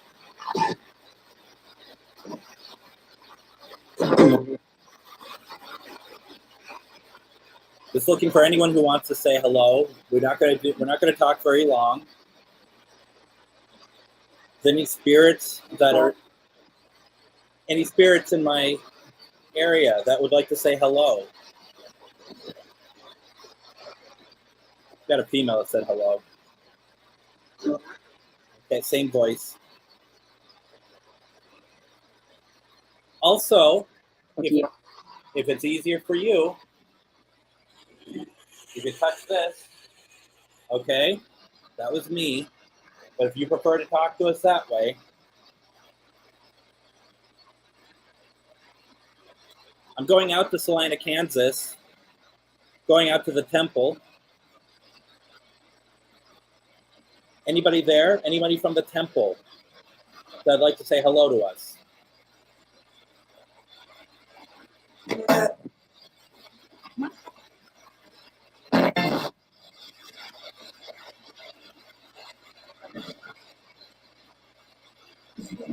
There is. I'm going to be driving through some. Sorry, didn't mean to talk over you. Rachel? Is there Rachel on here? What? I am. Are you saying that you are from the temple?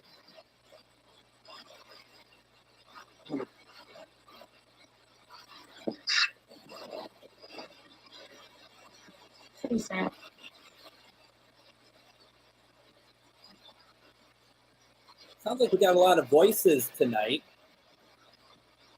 How many are you around? Give me a number, please.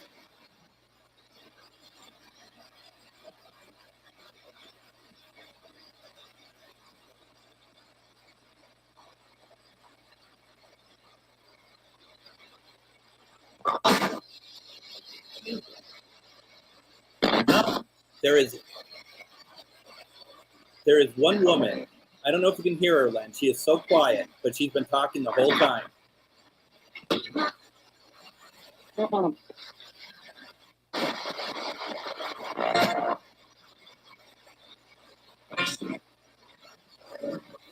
Anybody here know Len?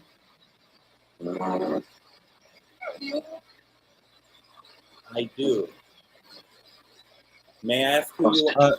Busted. May I ask who you are, please?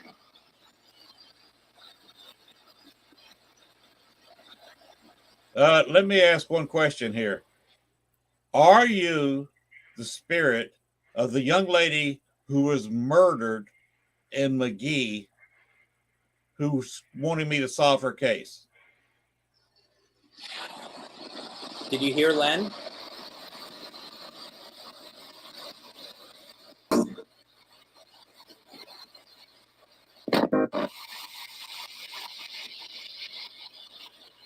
Do you need him to repeat it?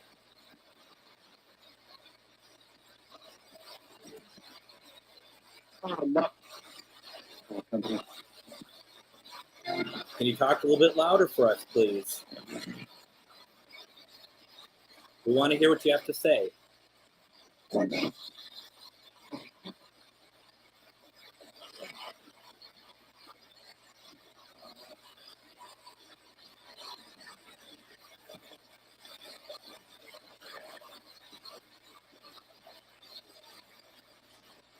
Well, here's another one. Are you the young lady, Native American spirit, who occasionally plays the flute in my house? Are you the young Native American spirit that occasionally plays the flute?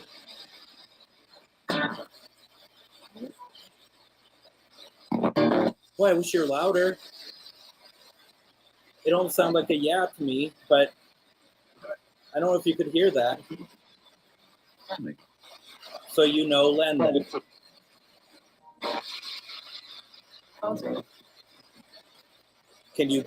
Are you able to play the flute for us to hear you?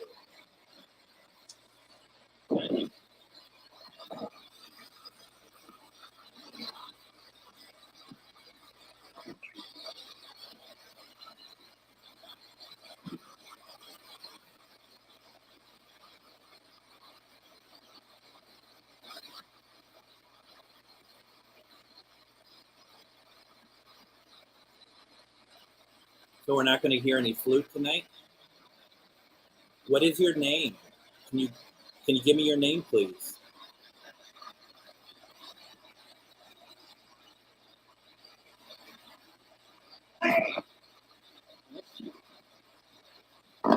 Sound like Larry, but then I heard miss you.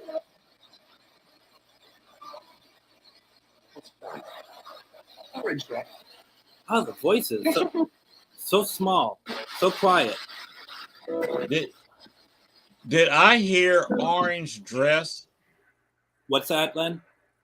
Did I hear the words orange dress? I don't know.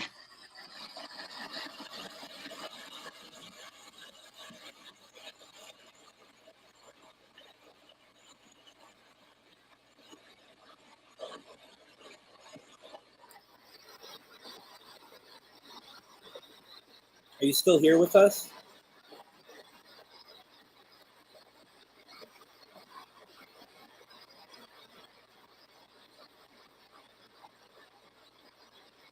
Did you know John Dillinger?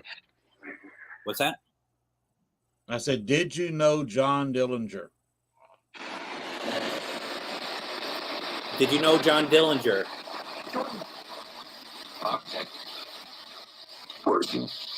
Horse? It's a male, of course.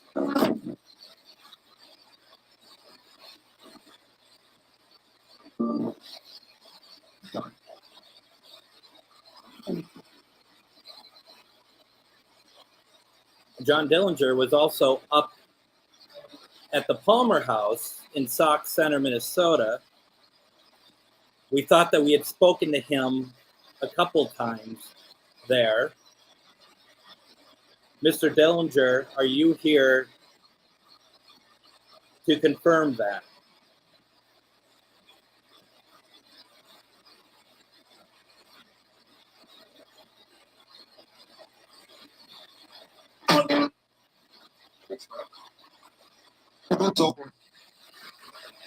What? Something's over. Something's over. What's over? I didn't hear it all.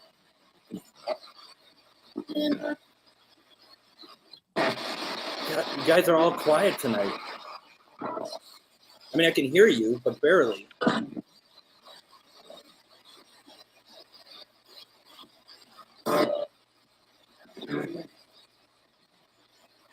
Does anyone here have a message for Len?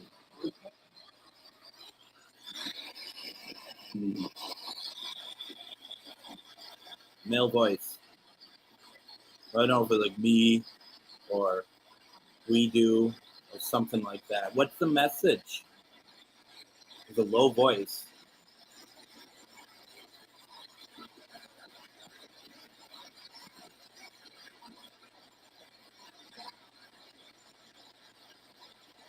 What's the message, please?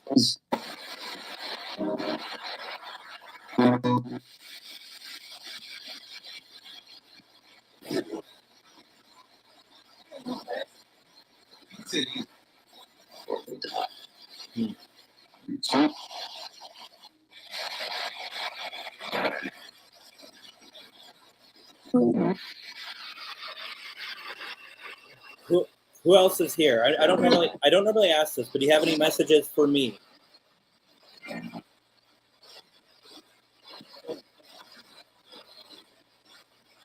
Of course they don't.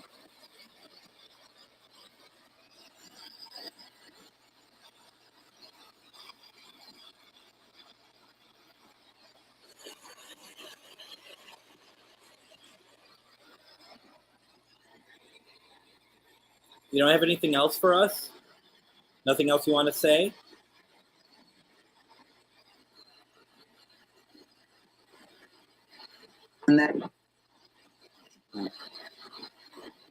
That sounded like my name. Yeah, it Did you did. hear it? Very clear.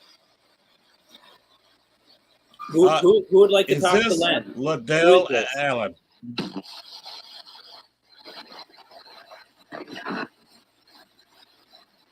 Okay.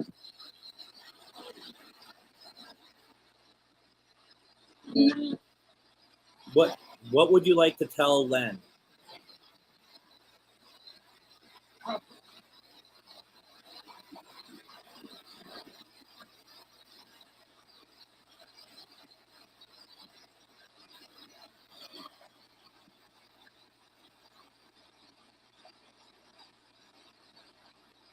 I mean, you brought his name up.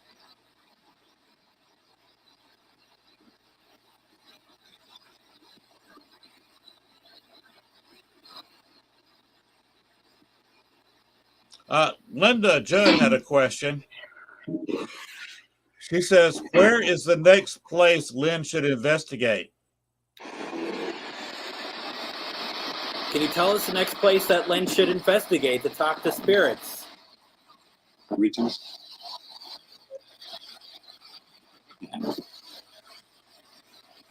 Bedroom.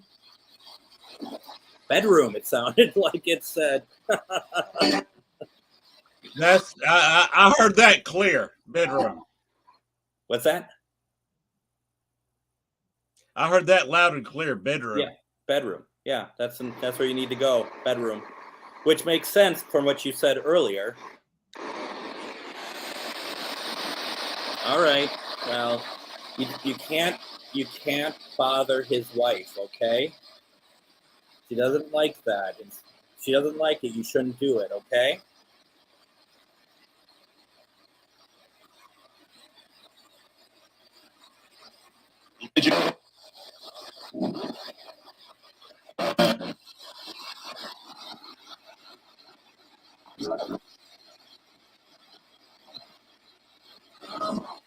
Are you going to talk to me when I'm in Salina? You're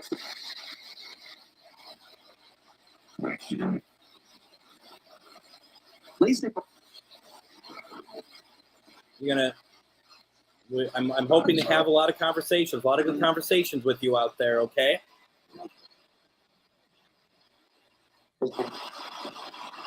All right. Anything else you want to ask before I turn off?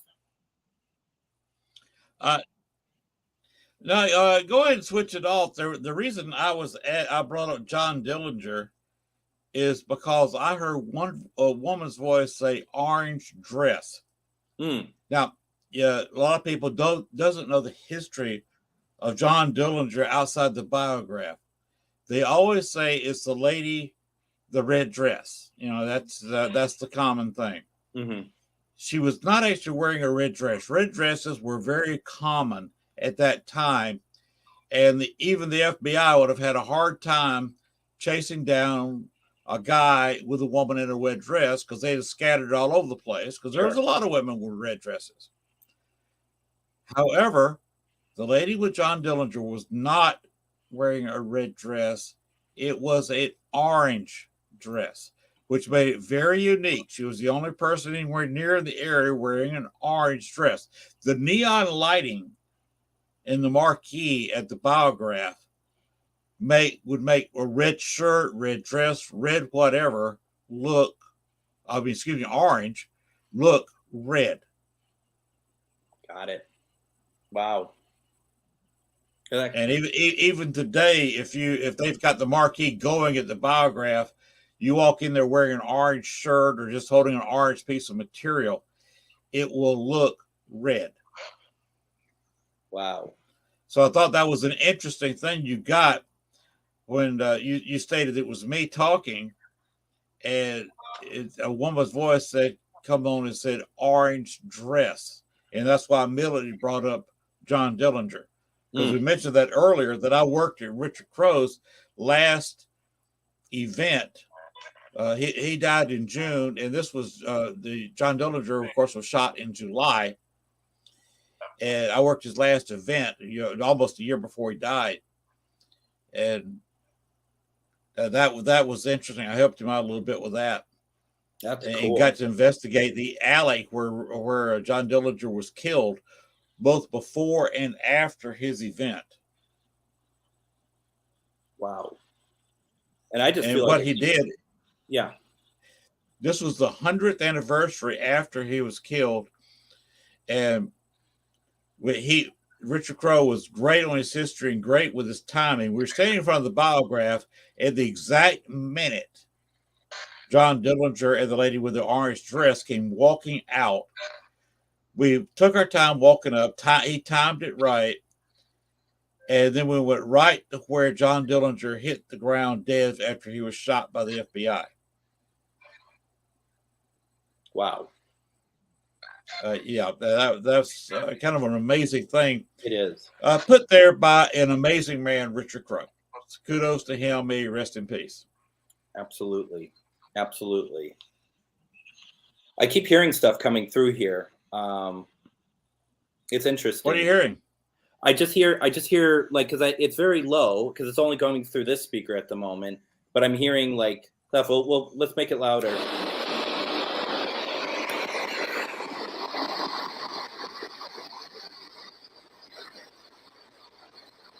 You have anything else to say to us before we shut her down?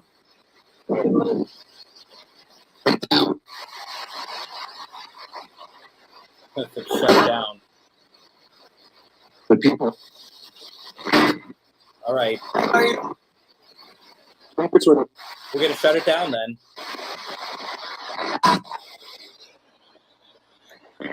Thank you for talking with us. I'll shut this down in 5, 4, 3, 2, 1. And we're done. It's interesting. It's something that normally I would record it as well, because there's a lot in there. I think there's a lot in there that got completely missed. So Yes, the voices were very faint. yes, they were, but I think they were saying something. Yeah, I've talked to psychics on this show, and they say that I've had two of them different ones tell me there's 3 female spirits that hang around my house. One, this was a case, much like we were talking about right at the first of the show, about it being religious here. He was a fan of Ghost Adventures, Ghost Brothers, name your show here. And his wife was very religious and didn't believe in ghosts at all.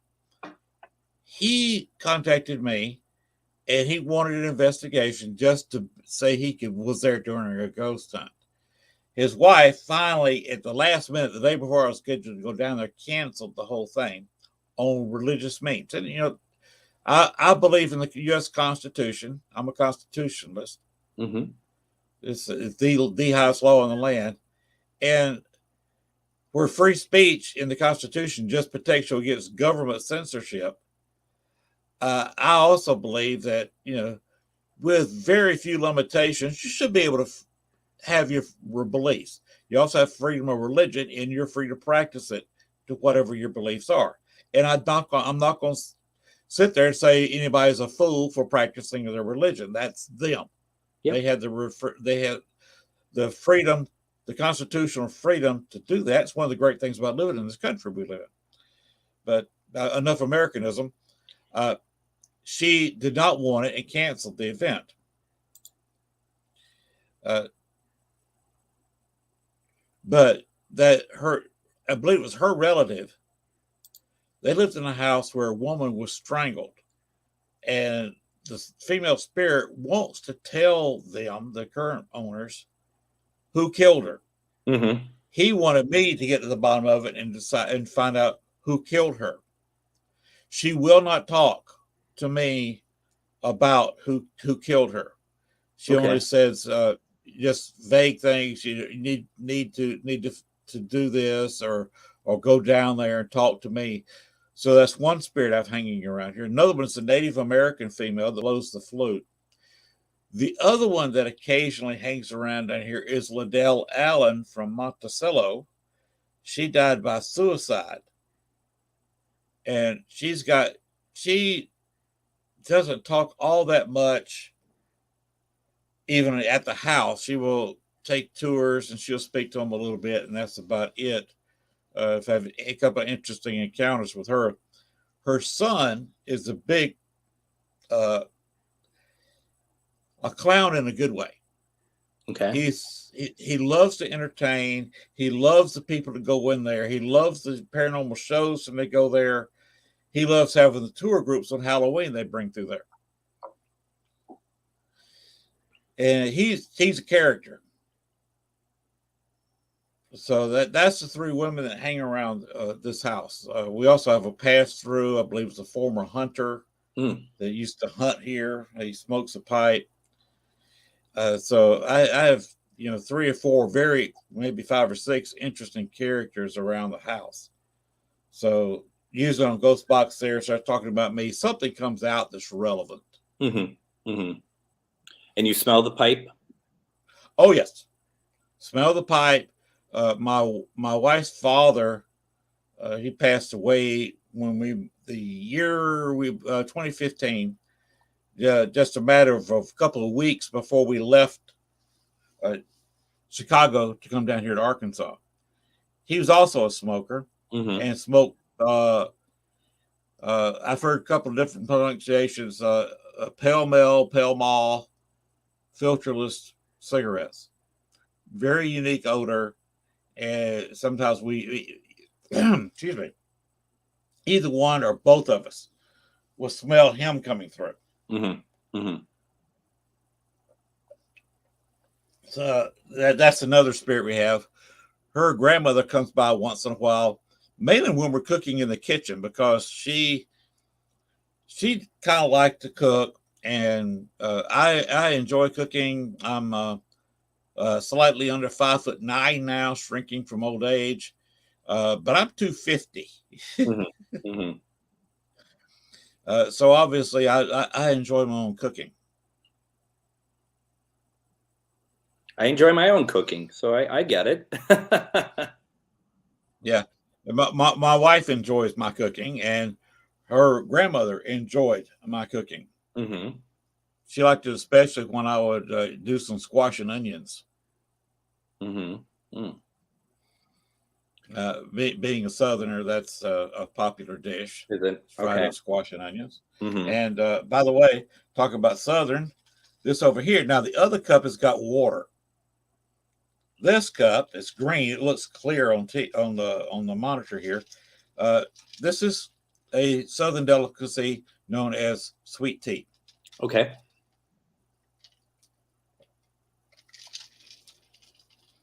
Sweet iced tea. But that's why it was a couple of things you said were come out there were relevant, and that's why I really orange dress is a weird thing to say. It came out clear, like it could have been a radio, something on the radio. But that's a weird thing to say on the radio or any place else. No, how many people say orange dress other than us tonight on this show? Yeah. And it's kind of strange. I mentioned John Dillinger, and the orange dress was very relevant. Yes.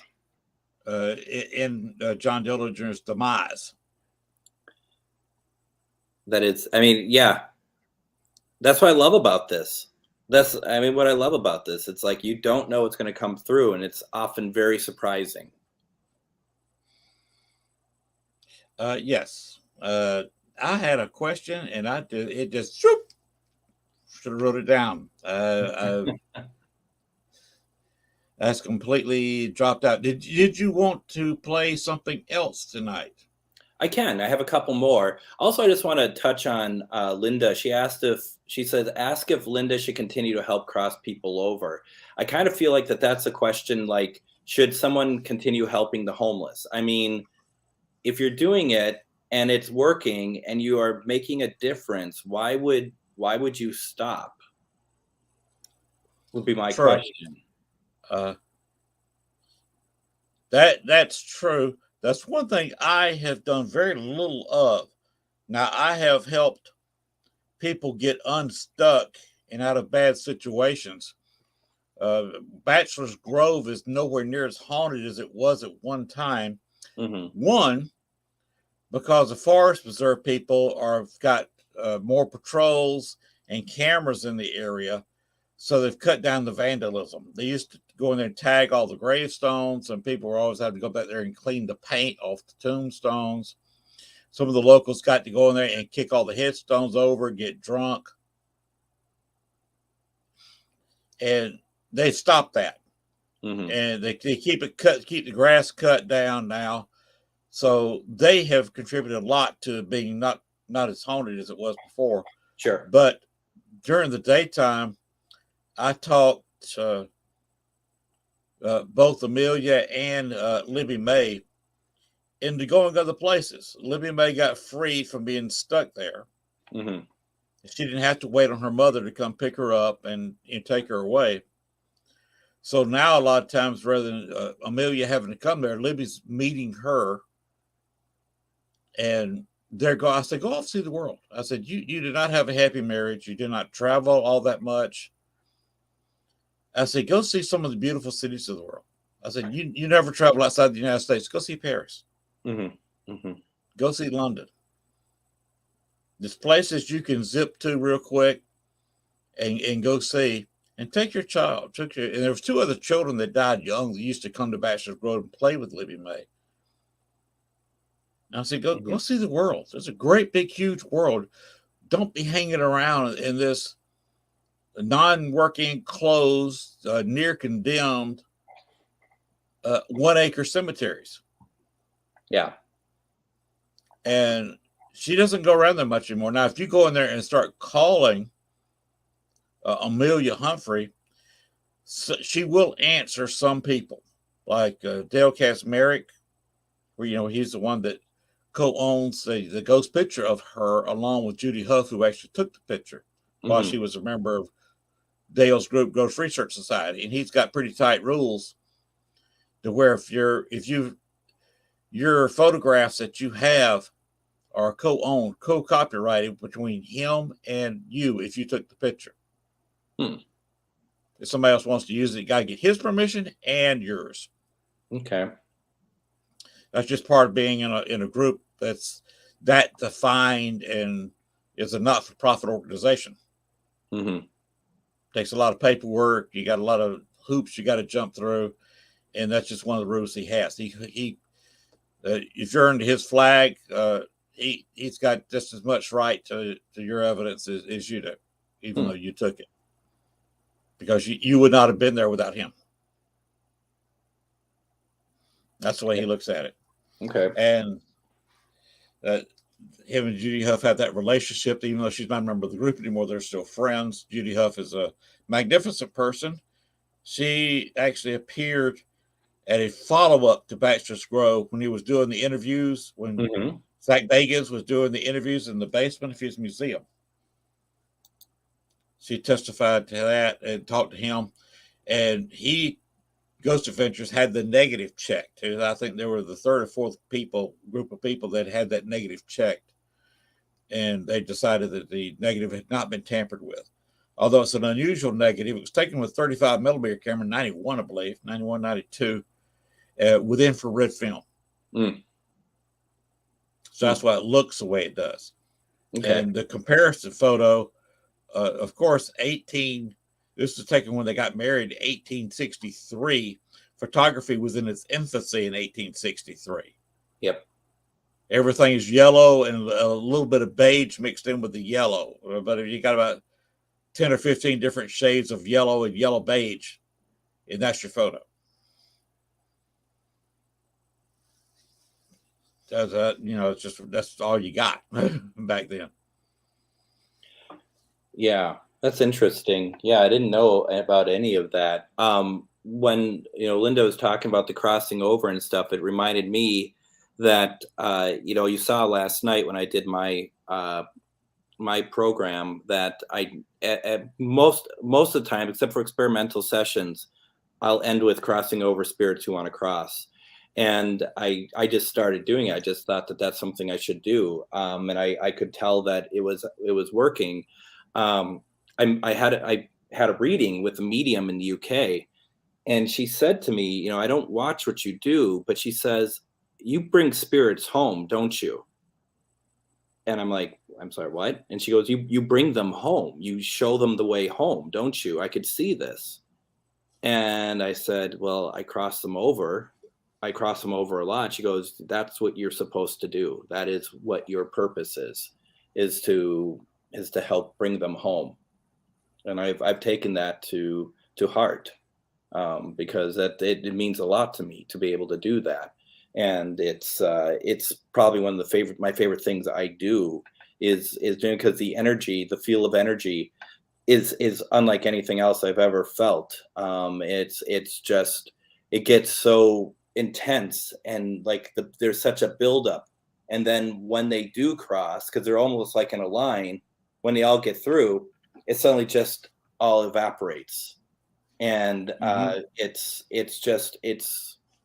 so incredible. It's one of the best feelings in the world to me.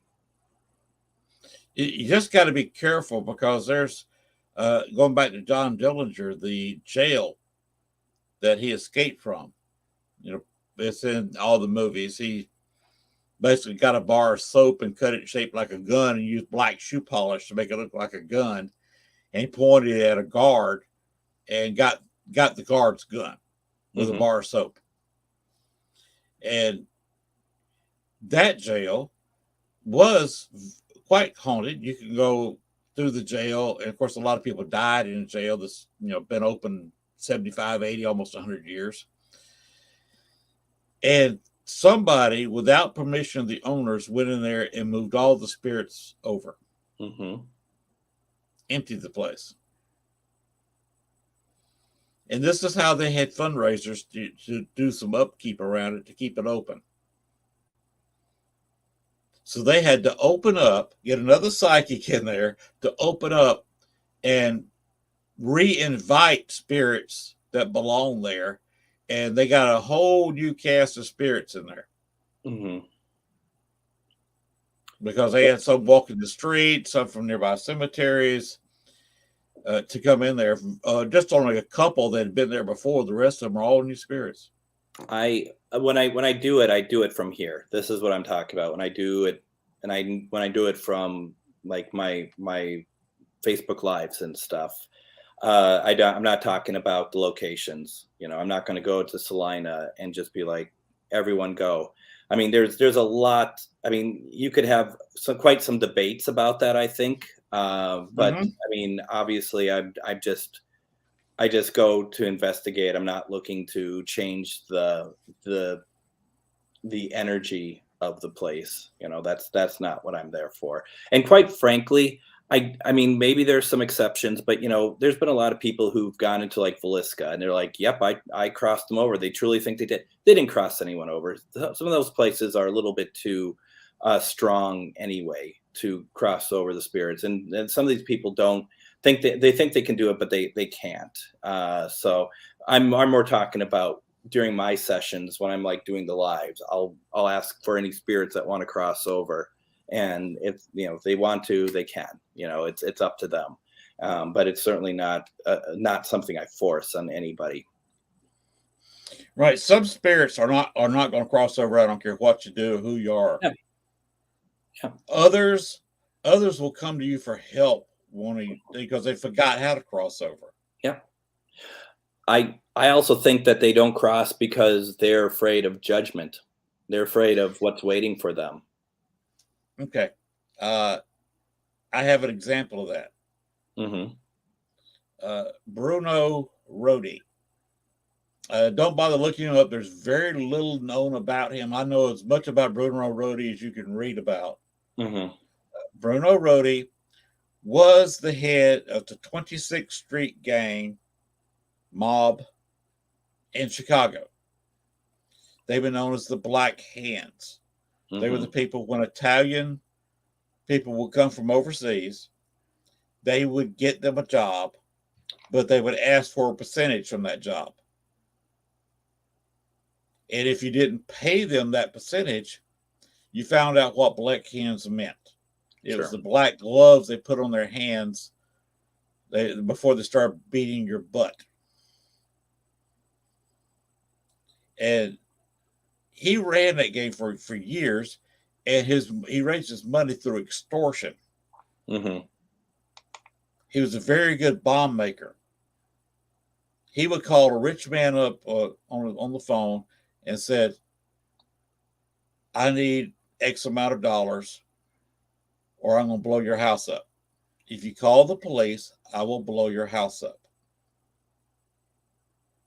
And that's how he got money. He would call them a couple times and said, look, last chance, give me the money or your house is gone. He'd blow their house up. He got caught once, got this immediately called the police, and of course, Bruno blew his house up. And he was arrested for it and did a little jail time.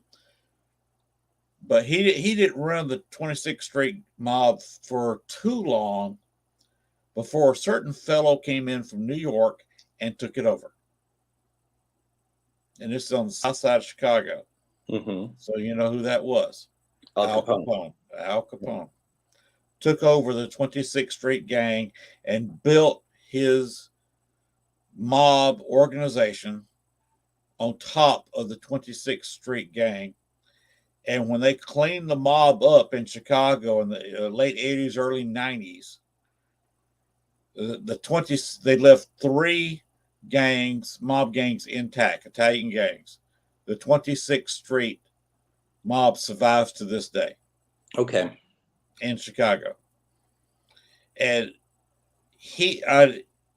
we thought about, maybe this guy would want to move over. We asked him, he said no, out of fear, because it was exactly what you said. Mm-hmm. They were afraid. He had murdered people. When Al Capone came to town, he stayed with the 26th Street mob as one of Al Capone's head bomb men. If you want a car blown up, if you want a house blown up, a business blown up, a lot of times he was taken over to Bruno Roadie. Yeah. And by the way, have you whistled any? Just recently? Yes. Nope, I did not whistle. I don't either. But twice in the last 10 minutes, I've heard just a one-note whistle. Oh, interesting.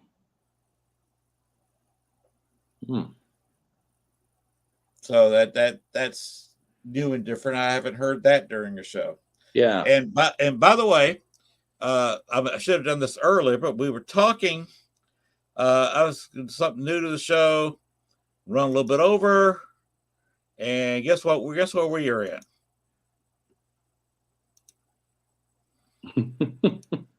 We are in OT. We are in overtime. So, everybody, welcome to OT.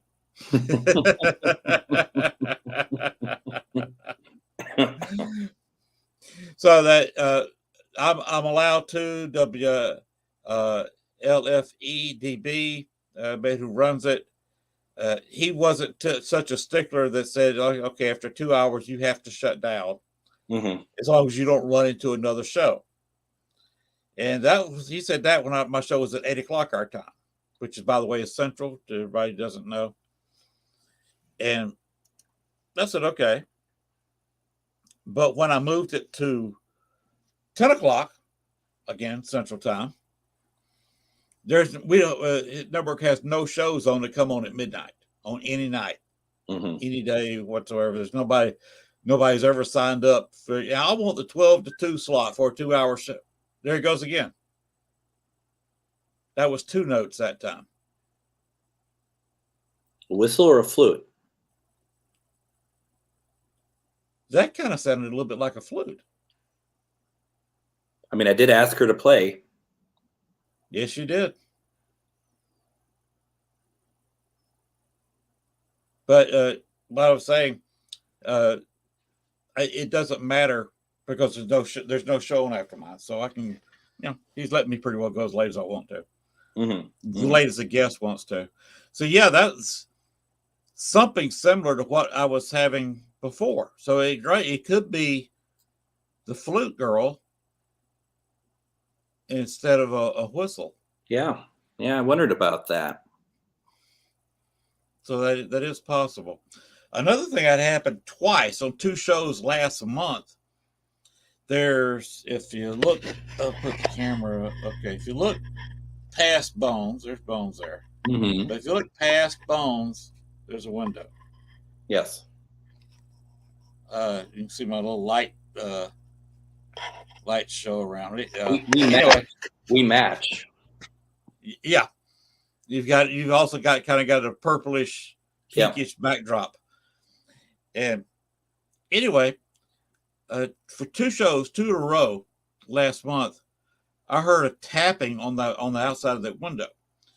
And of course they said, well, it's just probably a limb or something like that. No, outside this window is my septic tank. Okay. Don't need a bush or tree growing right there. They tried, but I got to get rid of them real quick because it could, bust through a pipe or whatever, and I could have issues. Oh, Pamela's got to go to bed. Okay. Good night, Pamela. So there's nothing that could tap on that window. And you think, okay, it must be a kid from next door. 1, there's no kids live here. too. I live on 4-acre lot. And I don't know if you know anything about Southerners down here in Arkansas, but everybody has a gun. And you don't come tapping on people's window at 10, 11 o'clock at night. You just don't do that. Most people are asleep. I'm probably one of the very few people awake within a half mile of here. I don't know if you catch my I catch your intro drift. or not. Yeah. I see. Yeah. I live about 2 miles outside of Star City. Star City's got less than 2,300 people in it. I live outside of it. Our community here, Cane Creek, has only got about maybe at tops 30 people on 2 different streets. All of us with 4-acre lots.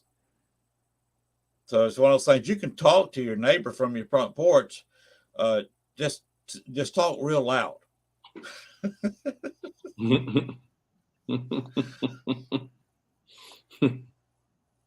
So there's nobody going to be over here tapping on the window. Right. No. And that was just weird. I'm not saying it was a ghost. I'm not, because I have no proof of that. I can't prove that. But it's unexplainable.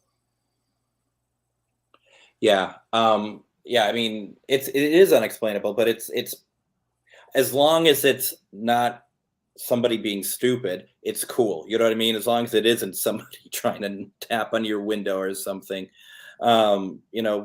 We've had, I have stuff move here. I see a lot of shadows, especially when I'm doing the lives. I see a lot of shadows. I see a lot of things moving around. The night that I brought in John Wilkes Booth, a napkin went flying. I got marked that night. First time I ever got marked. Yeah. You got scratched? It wasn't a scratch. It was like 2 marks, and I have pictures of them. I'm not going to share because they're not flattering in any. I have to do something to them, like crop it. But at the end of it, when I'm still trying to talk to him, all of a sudden I start feeling burning on my shoulder and my neck, and I'm like, "Whoa, you're doing something to me."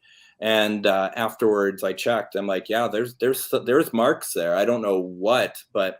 He wasn't happy with me. He was not happy with me that night because he didn't want to talk about the Lincoln assassination. And it's like, what else are we going to talk about? I'm sorry. I know you're an actor. I know that you want to talk about your illustrious career, but this is what we want to talk about, because we would get responses from him. It's like, who's here? And we got the name John, and you talk about some stuff and talk about stage, and be like, well, what about, the assassination? And the box would just go quiet. Didn't want to talk about it. Didn't want to talk about it.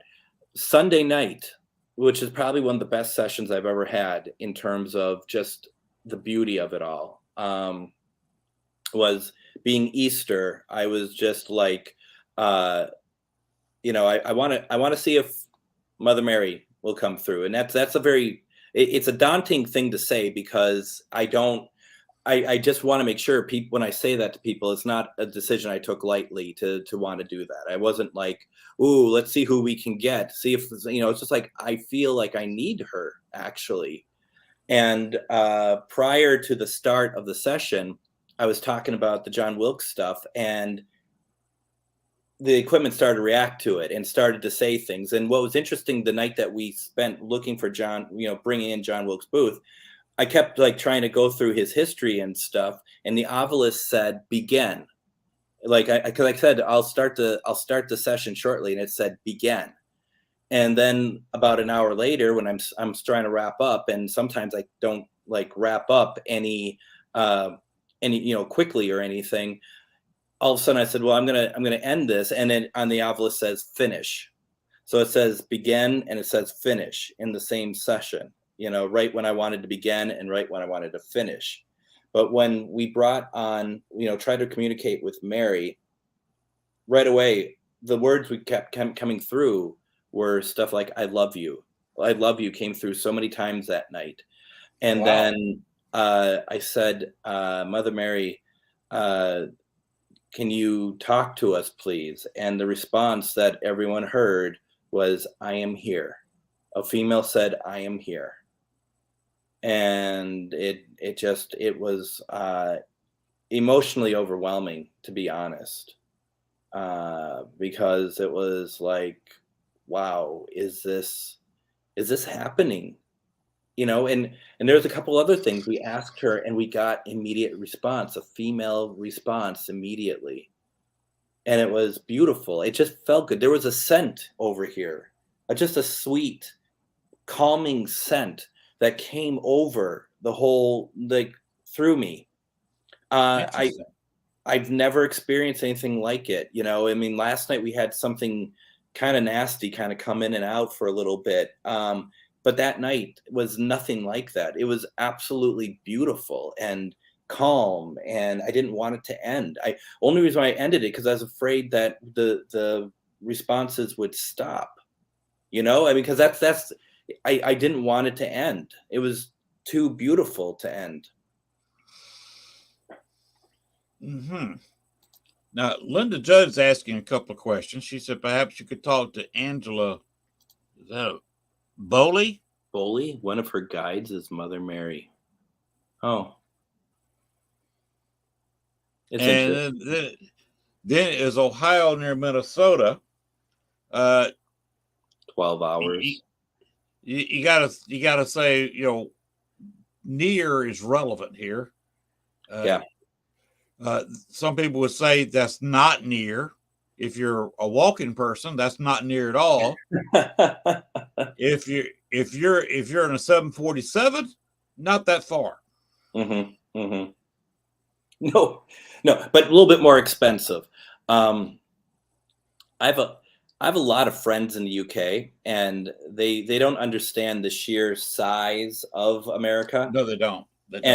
And so they'll tell me, because I've been to the UK many times, and they'll be like, they'll think it's far to go from London to Birmingham, which is about 2.5 hours, 3-hour drive, something like that. And that's a lot. But then they'll be like, like a friend came to Walt Disney World, and he's just like, hey, I'm here. Why don't you come down and hang out with me? I'm like, I'm in Minnesota. He's like, well, how far is that? It was like 1,500 miles. No, I'm not coming down to hang out with you. No. A lot of people don't realize how far my wife Gail and I moved 6 years ago. Sure. But from Chicago to here is a 12-hour drive going anywhere near the speed limit. And then when you go down to New Orleans, now I can get going the speed limit pretty well the whole time, get in the car, and in 6 hours, almost exactly from cranking up the car here in the carport, which is, by the way, that way from me, just a few yards, in fact, it's the carport, 6 hours to Bourbon Street. Okay. Which includes some really slow driving through New Orleans. So to get to New Orleans is 5.5, maybe 5 hours and 15, 20 minutes. But you can't cover that any faster if you left Chicago. So add 12 and at least 5. It would take you from Chicago to New Orleans. And that's not even the full width. Because you still got Wisconsin to the north of Illinois. And you got several miles between Chicago and the state line. Then you've got a whole other state up there you'd have to drive through. To drive literally across the country from the Canadian border to New Orleans. I don't even want to talk about how long that would take you to drive during driving the speed limit. Yeah, no. You're talking about almost 18, 19 hours to get from Chicago to New Orleans. You'd have a hard time because you got gas station stops, you got bathroom stops. You're going pretty fast if you can do that in less than 20 hours. Yeah. And then you will start coming from Green Bay or further up in Wisconsin. It'd take you 25, 30 hours to get from the Canadian border to New Orleans. Oh yeah. And I used to drive, had family down in Tampa, and we'd want to do the whole trip in one trip. It would take me a solid 24 hours straight to go from the Twin Cities to Tampa, Florida. That's a haul. It is absolutely, and you don't have to do it, in one haul, but it's like you just want to get there and get through and stuff. And I last year I went to Gettysburg, and I drove out there, and that was a 16-hour drive to get out to Gettysburg. But yep, yeah. People don't realize how far it is. Yeah, and how far away I am from my hometown, because I'm sure I live in the eastern part of Arkansas. I'm right at the division between Piedmont and the Mississippi Valley. Mm-hmm. They usually have the borderline between here in this part of Arkansas. They use the Bayou Bartholomew as a borderline, and Bayou Bartholomew used to be 25,000 years ago where the Arkansas River flowed. Mm-hmm. But it was bad about changing a lot until about 25,000 years ago. It kind of stopped changing, and now that you got dams and levees and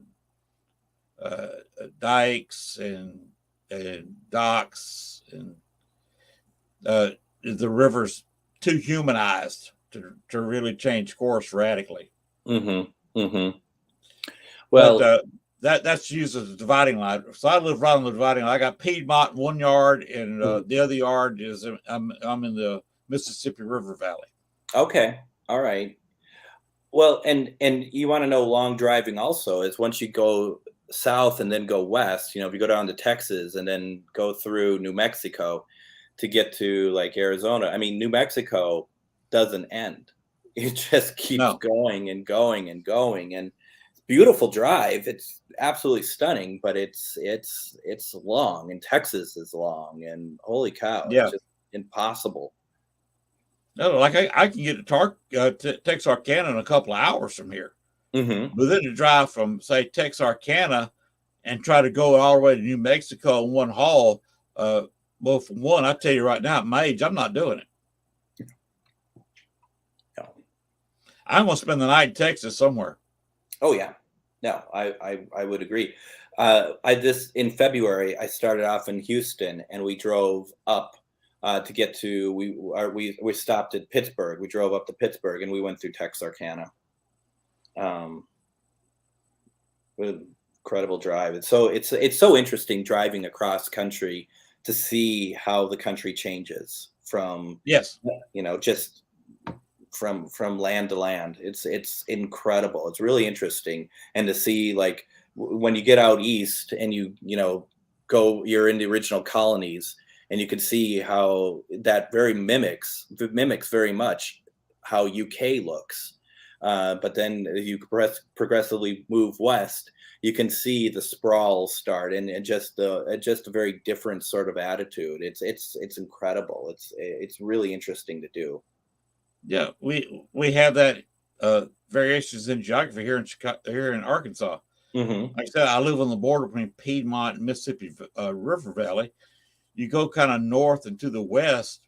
Of course, you go straight through Little Rock, which is approximately the center of the state. Mm-hmm. Then you start getting to the Ozark Mountains. Oh yeah, and you're going uphill.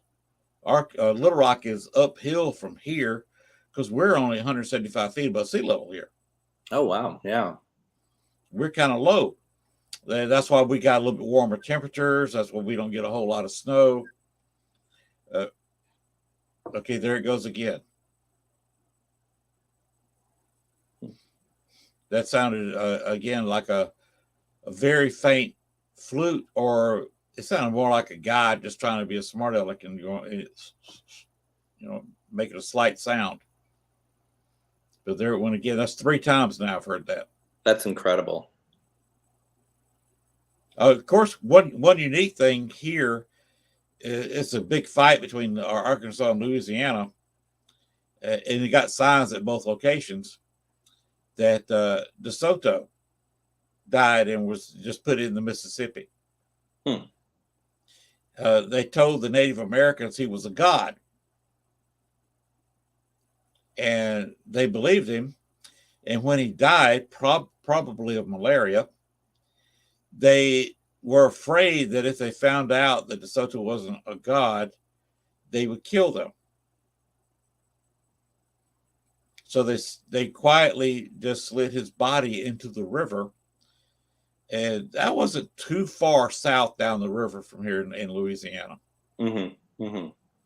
And there's a sign there. This is the approximate best guess, because the Mississippi, since DeSoto's time, has changed its course 4 or 5 times.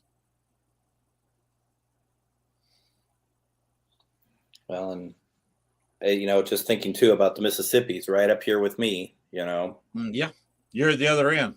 I'm at the other end, not quite at the start, but I'm in the state where it originates from. Yep. So. And I'm not at the end of it, of course, at the Gulf of Mexico, but I'm only about maybe 7 hours from that point. Of course, now if you wanted to, I could go into the one county over, and I could be sitting there, carry a cane pole and do a little fishing. If you wanted to grab a canoe and come down the river, I could bring a cane pole for you. I'll be there in a month. I've been up to where the Mississippi starts. I've been in New Orleans many times, but I've been up to where the Mississippi starts, and it's incredible by itself, just because it's like, wow, this is the start of the whole river, and it doesn't look like it would be. You know what I mean? It really is a very uninteresting start to the Mississippi. It's got humble beginnings until the Missouri runs into it. What is it? Ohio runs into it. Mm-hmm. Arkansas River runs into it, and then gets flowing down to Louisiana Mississippi border, and that's a sight to behold. There, that's a major river at that point. Well, it's pretty big in our area, and we have a lot of, in Minneapolis we have locks. Yes, because we took out the St. Anthony Falls, 100 years ago or whatever it was. I mean, we took out the whole falls and created a lock system, and it's such a. I mean, I've always wanted to travel the length of the river. That's one thing I've always wanted to do, and just like start at the beginning and make my way all the way down to New Orleans, because just such a beautiful area. The whole trip. It's supposed to be a part of the country, and I'm kind of happy living in it. Of course, I was born on the side of the Chattahoochee. If you looked on the Georgia map, Columbus, Georgia is on the west. We call it West Coast. And you look at it, so what are you talking about? Georgia doesn't have a West Coast. 2/3 of it is the border, is the Chattahoochee River. So that's why we called it the West Coast of Georgia. So I was born in River Valley, so I'm fairly used to the heat and humidity that you have in the River Valley. Of course, the Chattahoochee River is a creek next to the Mississippi. Right. Of course, when you say Chattahoochee, all I think about is Alan Jackson. So, Yes, he was talking about that Chattahoochee. Yep. Another reference to it. You ever heard of a movie called Deliverance? Oh, yeah, I've heard Deliverance. Yep. That was filmed on the Chattahoochee and the Flint Rivers. Okay. The Flint flows into the Chattahoochee. They put a dam there, but the two rivers ran together, and they call it Lake Seminole, which is at the corner of Florida, Alabama, and Georgia. Mm-hmm. Now, past the dam is called the Apalachicola River. Yeah. So it's the Chattahoochee and Flint that formed the Apalachicola and flows to the Gulf of Mexico. So that's where Warren Beatty squealed like a pig. Yes. I've been canoeing on the Flint. Of course, I grew up on the Mississippi. We had a cabin in the backwater where I was talking about driving a ski boat. Yep. That was part of the Chattahoochee River because it was dammed up into another river. Chattahoochee's dammed in several places. Wow. north of Columbus anyway. Of course, you got Eufaula Dam further down, but they've got locks. Now the dams north of Columbus have no locks. You can't get north of Columbus on the Chattahoochee. But Eufaula, it drops off right there again. I'm talking about, you're stating that earlier. That's in Minneapolis. Yep. Where you have a little fall off. Yep. And you got to build the locks around it so boats can get by. But you can sail if you're willing to go through about 3 or 4 locks further down to all the way down to the Gulf of Mexico. You can't, and people have done that, put their boats in it, Columbus, Georgia, and went all the way down to the Gulf. Yeah. I'm sure that there's some organization too that offers some tours like that, or some variation of it. Maybe not from start by up at Santee, where I think that's where the river starts.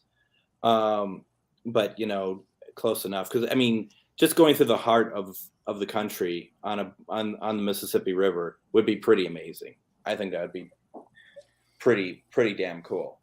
Well, you are talking about the heart of the United States. Absolutely. That's the heartland. And the rivers are the heartbeat of this country. Yeah. You don't think about it too much, but there is a huge amount of freight move up and down the Mississippi on barges. If you remember last year, we had trouble with one of the bridges from Arkansas into Tennessee at Memphis, where they found a crack in it, and they had to shut down all barge traffic.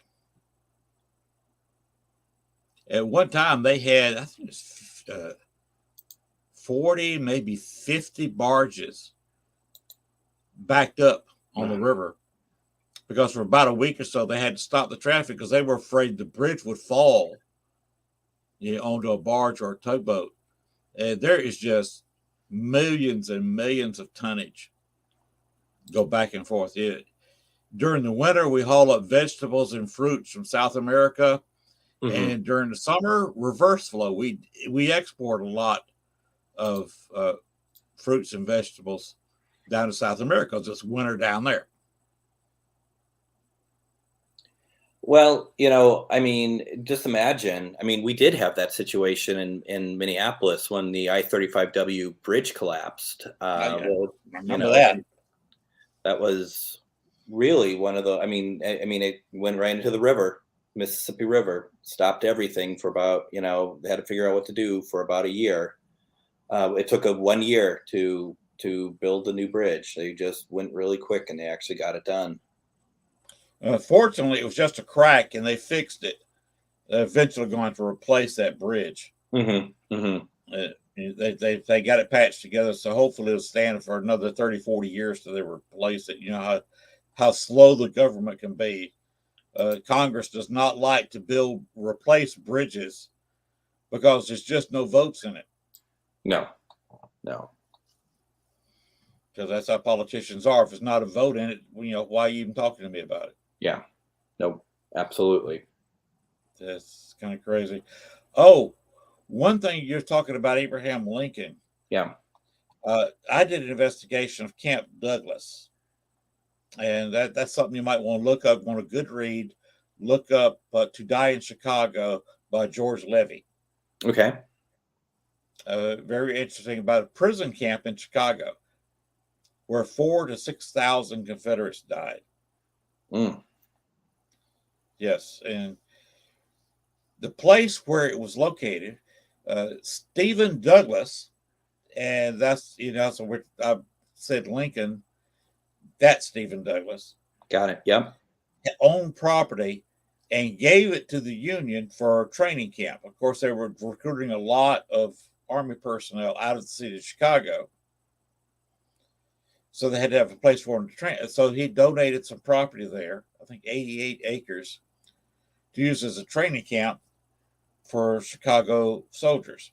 And it was very close to his where he was born and his house. He died there, of course, during Lincoln's first term and was buried on the grounds. They built a park around it, and you could actually enter that park during the summertime and walk right up to Stephen Douglas's tomb. And if it's a nice summer day, especially on the weekend, they'll have the tomb unlocked, and you can actually walk in and touch Stephen Douglas's sarcophagus. Oh my goodness! Wow, that's pretty cool. Yes, I did an investigation down there, and I'd already checked with them to make sure the park was going to be open, knew the exact hours it was going to be open. So everybody who came early for the investigation, I said, go over this direction, told them where it was. I said, you can go walk right up to Stephen Douglas's sarcophagus. Mm-hmm. And everybody took advantage of that. Yeah. Yeah. That's incredible. And That the sounds park really didn't mind because I wasn't making money on it, but they all of a sudden had a crowd in their park. Yeah.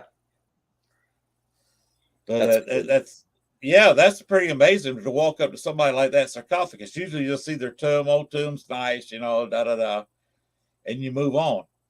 When you can actually walk inside a tomb from the early 1860s. Because you can't do that with Lincoln, because if what we know is to be true, he's buried under feet and feet and feet of concrete.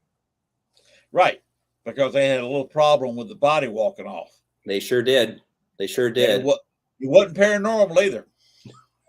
It wasn't paranormal this time. Stephen Douglas yeah, was short. And of course, you go in the sarcophagus is not very long. But nobody ever really thought about taking Stephen Douglas's body out, because as small as it was, you could, we could get one of our wives to go in there and grab that body and run down the street with it. Refresh my memory. Stephen Douglas, Lincoln ran against him, right? They ran against each other. Yes, they did. Right. Yeah. They are known for their debates, but they also were friends. They were dear friends. Yeah. They both, of course, read law there in Illinois, but they had a slight difference in how they wanted to treat slavery, which was, of course, in the 1840s, 1850s, and culminated in the Civil War, a hot button issue. Yep. One that's still haunting us here, because you still got them not wanting to teach some of the things about slavery in school now. They had the big culture war where there it is again. The whistle or flute or whatever it is went off again. Wow. I'm trying to breathe, but I can't mimic the sound no matter what I do. I can't. It's not me talking. Well, it's not me. I can't. I don't even hear it on my end. It's all on your end. I mean, Linda said that she thought she heard it once, very slightly. Yes. So that's just some of the crazy stuff in Chicago. The 4,000 to 6,000 Confederates that died there, they reburied them. Another long story. They reburied them on the south side of Chicago in what is primarily a black cemetery. Wow. So that went over well. And they're buried in a mass grave. They dug a big circle trench. There was a natural mound in the cemetery that the whole area they hadn't buried anybody there yet. So they just dug a circle trench, thought that'd be enough. No, they filled it up, covered them up, dug another trench outside that one, went about 3 or 4 feet, dug another trench, all, full circle, filled that up. Then went out another 3 or 4 feet, dug another full circle, and filled that up with the bodies that were coming from City Cemetery in Chicago. This is Oak Woods Cemetery on the south end. You can go there. They put the Daughters of the Confederacy put up a beautiful memorial.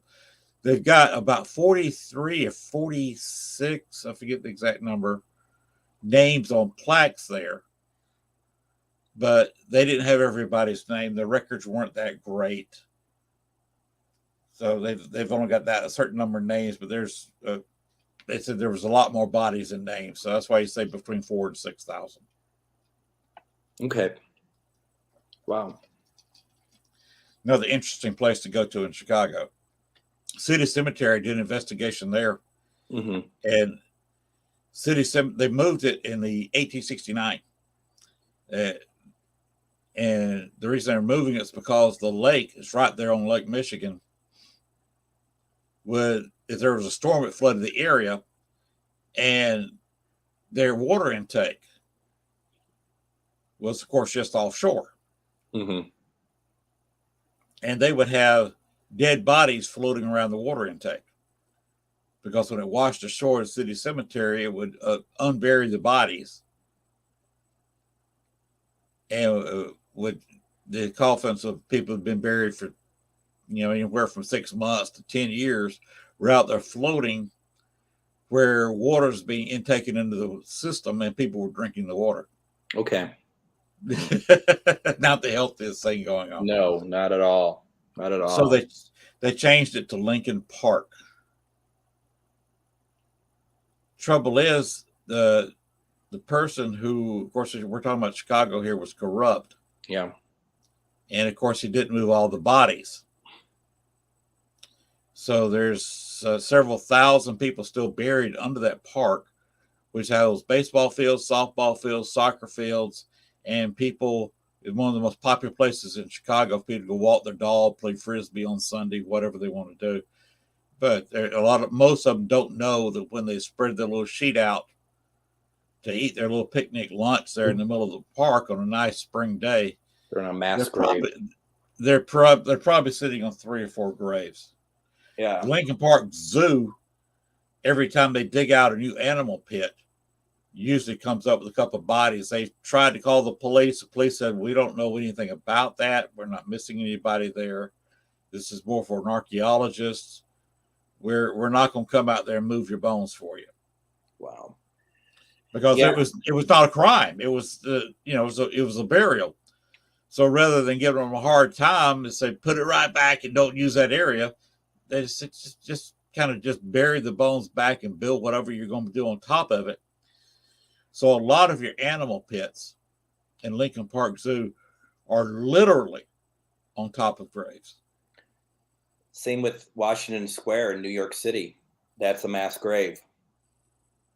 Thousands of people are buried there. And people treat it as a city park. Yep. No, I mean, that's what it totally is. Totally is. What, did you know that before city parks were a thing, and say the early part of the 1800s, people, of course, no air conditioning either, no internet. So what are you going to do? No TV. What are you going to do in the house? Especially if you got a couple of kids. No park to go to. So a lot of them would go to their cemetery where their loved ones are buried and eat a picnic lunch and have a big social event because everybody else is doing the same thing. Yeah. Yeah. So a lot of people don't know that about cemeteries in this country. And she said, Leda said, maybe the ghosts like baseball games. Yeah, they probably, of course, would they like it when a dog is doing a business right on top of where they're buried? That's funny. I should probably wrap it up because I have to get up early tomorrow and drive 6 hours. I have nothing to do tomorrow. Yeah.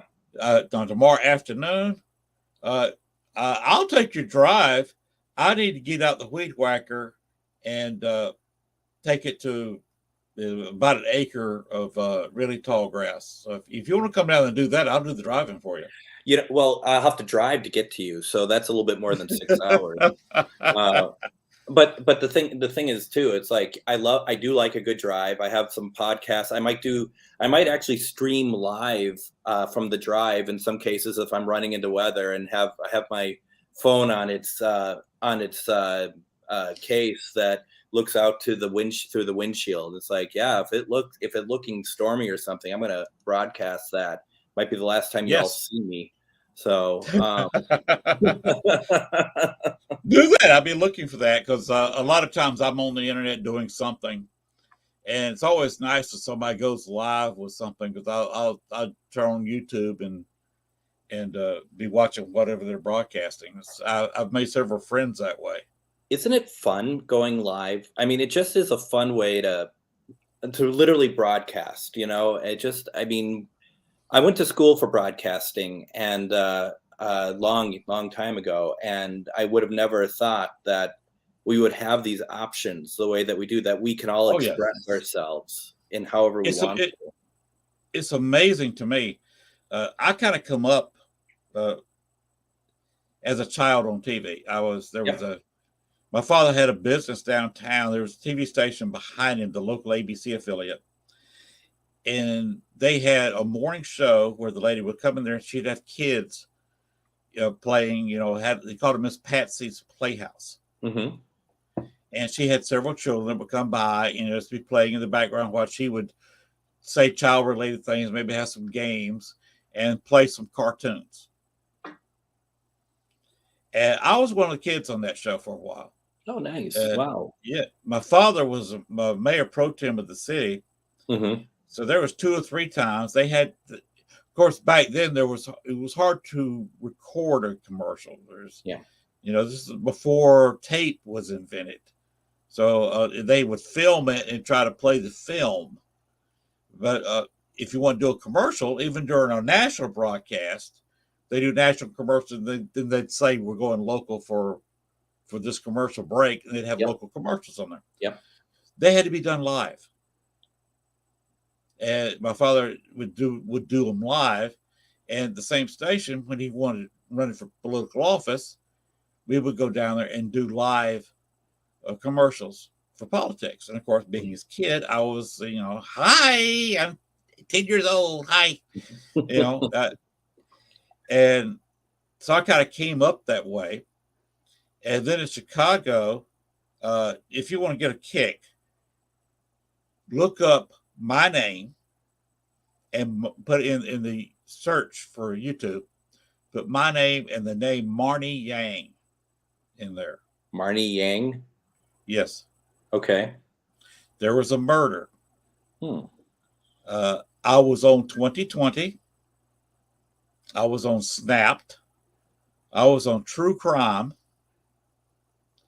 And I was on Vengeance. Vengeance is a program like Snapped. It's shown on CNN Headline News. Involved in that murder. Because I knew Marnie Yang. We'd met at a real estate thing. And I did a photo shoot with her. Okay. So yeah, that you kind of get used to the cameras and the lights when you're being asked questions. Of course, that was not live; that was being recorded. But you're going to be on TV. Yeah. Of course, everybody's heard of the show Snapped, where women commit the crimes. Marnie Yang killed a rival woman for another guy's affections. Trouble is, the other girl was pregnant, and she put 2 bullets in the fetus. Oh boy. So yeah, they got her on double homicide. She's still in jail where she'll die. Yeah. Yeah. So I've always dreamed of it. I grew up with Johnny Carson, and I always thought that would be a cool gig. Mm-hmm. It's to host a show. You talk about different subjects. You have a few laughs. You cut up a little bit. Yep. And people watch you do this.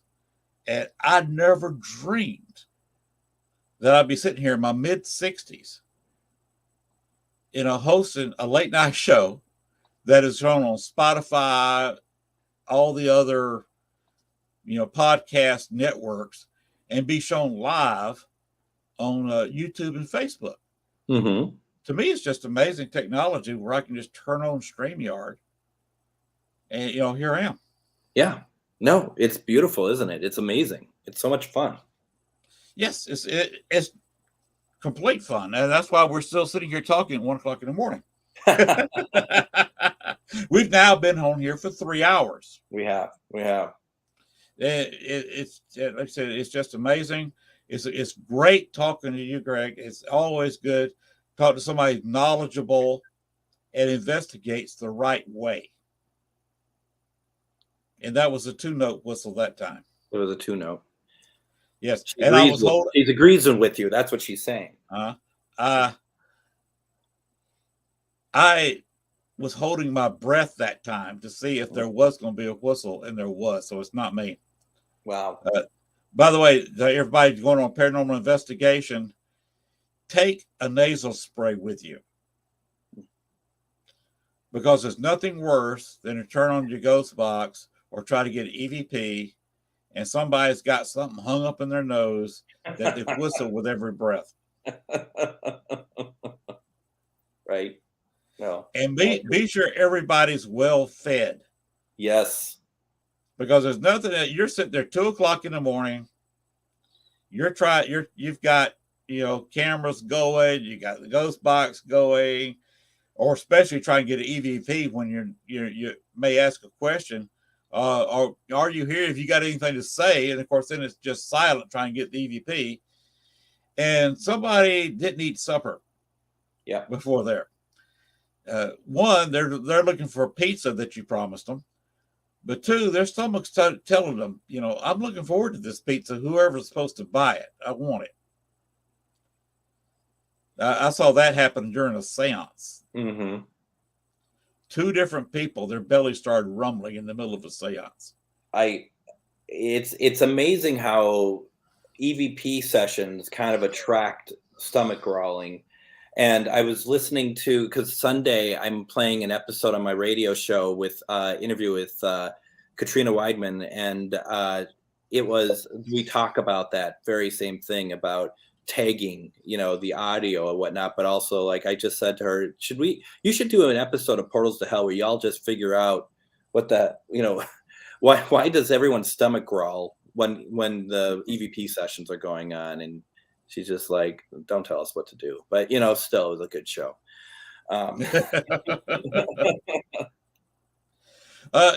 Katrina, she's got a beautiful face.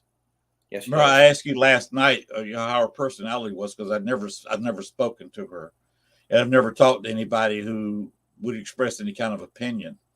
So I had no idea what kind of person she is outside of what you say.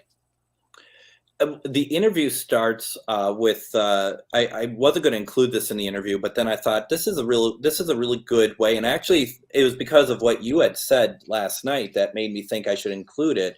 Was when I get her on the phone, when Discovery gives her to me, I just said to her, I said, I don't know if your handlers mentioned this, but did you pick out a song that you're going to sing? Because that's what we do on the show, is that you have to sing a song. And she starts laughing, and she's just like, I don't sing. I don't think I'm prepared for this. And I said, well, that's the people who are not prepared to sing. Those are the ones we want to hear the most. And she was laughing about it. And she just right away, throughout the whole interview, she was, laughing, and, it felt like that she was having a pretty good time for, how many of these she probably does. So, it just seemed like she has a really good, fun sense of humor and good personality. So it was really a great experience for me as an interviewer that we had her. Okay. There's somebody else making the rounds in some of the paranormal shows. Who's that? Stormy Daniels. Oh, yep. Apparently she's into the paranormal too. Yeah, she is. I mean, one of my friends used to investigate with her. I don't think he does anymore. And I've seen her do a number of things. Do a number of things in the paranormal. You got to put that part in there. You have to be very clear when you say stuff like that. So no, it is interesting. I mean, because I had to look a number of times, like, is this a different Stormy Daniels? It didn't resonate. But yeah. Same person, same one. Yep. Good for her. Everyone should be able to do what they want. Or who? Well, I mean, she did what she wanted. Yeah. I don't know if there's so much her wanting it or him wanting it, and she just tolerated. Right. Who am I to say? Exactly. We're seeing a lot of that come out in the Johnny Depp Amanda Heard mess. Yeah. That was a disaster on TV today. That's what I hear. I haven't, I try to stay away from that stuff because it's already, it's just so much. And I feel bad that people's private lives have to kind of be, brought into this too and stuff. Yeah. Oh, let me ask you one thing I wanted to ask you. Just take a quick second. Did you do any ghost box sessions just before the Ukrainian war broke out? Well, I had, but not like, not, it wasn't anything that wasn't a ghost, not a Facebook Live. And I hadn't done anything specifically about Ukraine or anything like that. Okay. Because I was in on a couple of them on a weekend before the war broke out. Okay. It was in fact, one of them was during the closing ceremonies of the Olympics in China. Sure. Yeah. And everybody was concerned that Putin was holding off until China got rid of the Olympics. They had to close the ceremonies that Sunday night. I think it was Monday evening when they invaded. Mm-hmm. But that weekend, we were getting on 2 separate nights a lot of war, invade. Oh wow. Bombs being spoken during the ghost box session. Wow. And we were trying to figure out, we heard Russian, the word Russian in Russia. Mm-hmm. And we were trying to figure out, were we hearing somebody knowing something was going to go on? Were we hearing our future selves or somebody else from the future? Or were we picking up Russian radio broadcast? They were skipping. You know how radio is. It can skip, Oh, yeah. almost all the way around the world. When the clouds are just right, the atmosphere's got different temperatures in it, and the signal bounces. And the more I hear about the war, Russia is using a lot of uncoded channels. You think, we can't sit there and spy on our own militaries because they use channels that's restricted. We're not supposed to have equipment that will pick it up. And Russia's supposed to be the same way, but they're not. They're using uncoded channels there. Yeah. And a lot of the Ukrainians are tracking their movements by their radio signals. You got to wonder, is this a ghost or some kind of future person? Or were we hearing Russian radio or military radio? It's pretty interesting, though, isn't it? It's extremely interesting. Yeah. It's just it's interesting thought. This whole field, I think I mentioned it last night. We're not sure who we're talking to. No, we're not. Are we talking? There's no guarantee we're talking to a ghost. Could we be talking to a demon? Could we be talking to aliens? Could we be talking about a little green man from Mars? I have done spirit box sessions specifically only wanting to speak to aliens. And the results, what came through the box, the noises that came through the box, the sounds that came through was stuff that, speaking of aliens, I have one right here. They call them cats also. I've never heard come through the box before. Does that mean it's alien? No, it doesn't. But no. It's like, wow, this is really interesting. This is, it certainly didn't disappoint, didn't disappoint me to think, oh my gosh, it sounds like it normally does. No, it didn't. What's the squealing for? What's the screeching for? What's the sounds that are like satellites, like radar sounds? Why is that suddenly coming through and I've never heard it before, Sure. And we're surrounded by stuff being stuck through the atmosphere. All this broadband going through, the microwave communications. Look at, who is it? Elon Musk is putting up the great big satellite thing surrounding the world. Where sooner or later, almost every square foot of the surface of the planet is going to be able to have internet. Yeah. All you got to do is pay him for it. But the signals that we can't see flying around our heads. Yep. If we could see it, we'd be blind. We couldn't literally see our hand in front of our face because we'd have too many microwaves and broadband going in front of our eyes. Too scary. Yes, it is. All right. Well, you got to get up. I don't, but you know, Thanks. such as the faith of retirement. Well, normally I'm lazy all day. I'm not working at the moment. So normally I would be right there with you, so to speak, that I would be doing nothing. But tomorrow is a rare day that someone actually wants me in their life, and I'm going to go, 2 states away to do it. So, all right. Greg, it's been a pleasure. Thank you. Thank you. It has. I've enjoyed it too.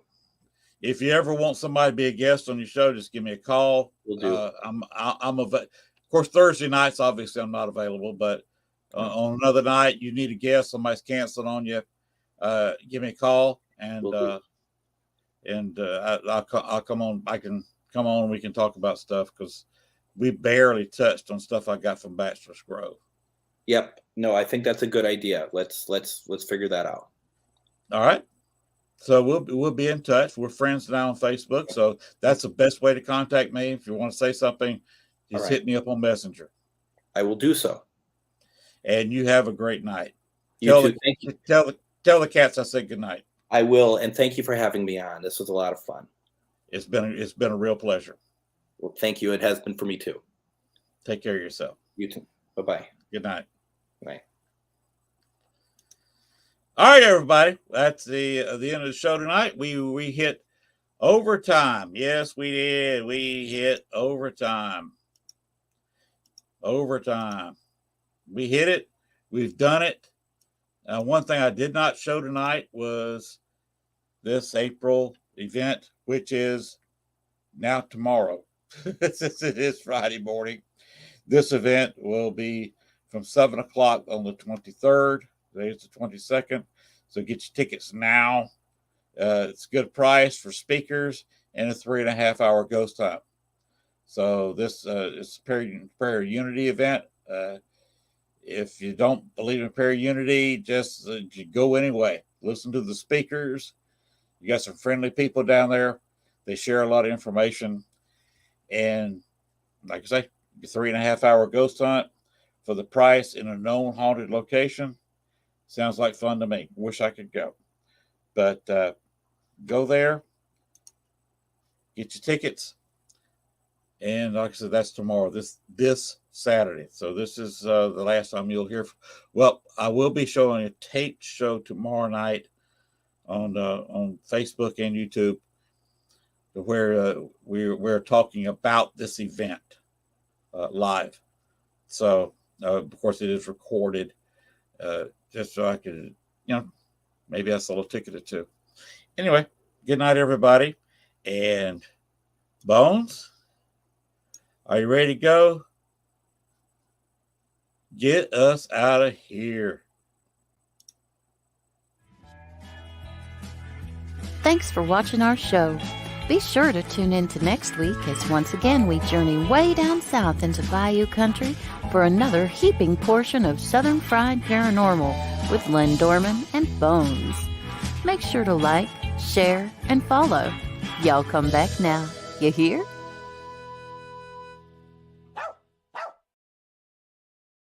Good night, everybody. I will say, the people watching on YouTube, like, share, and subscribe. Hit that bell. Hit that thumbs up. Kind of helps us out. Need all the help we can get. Good night, everybody. And have a very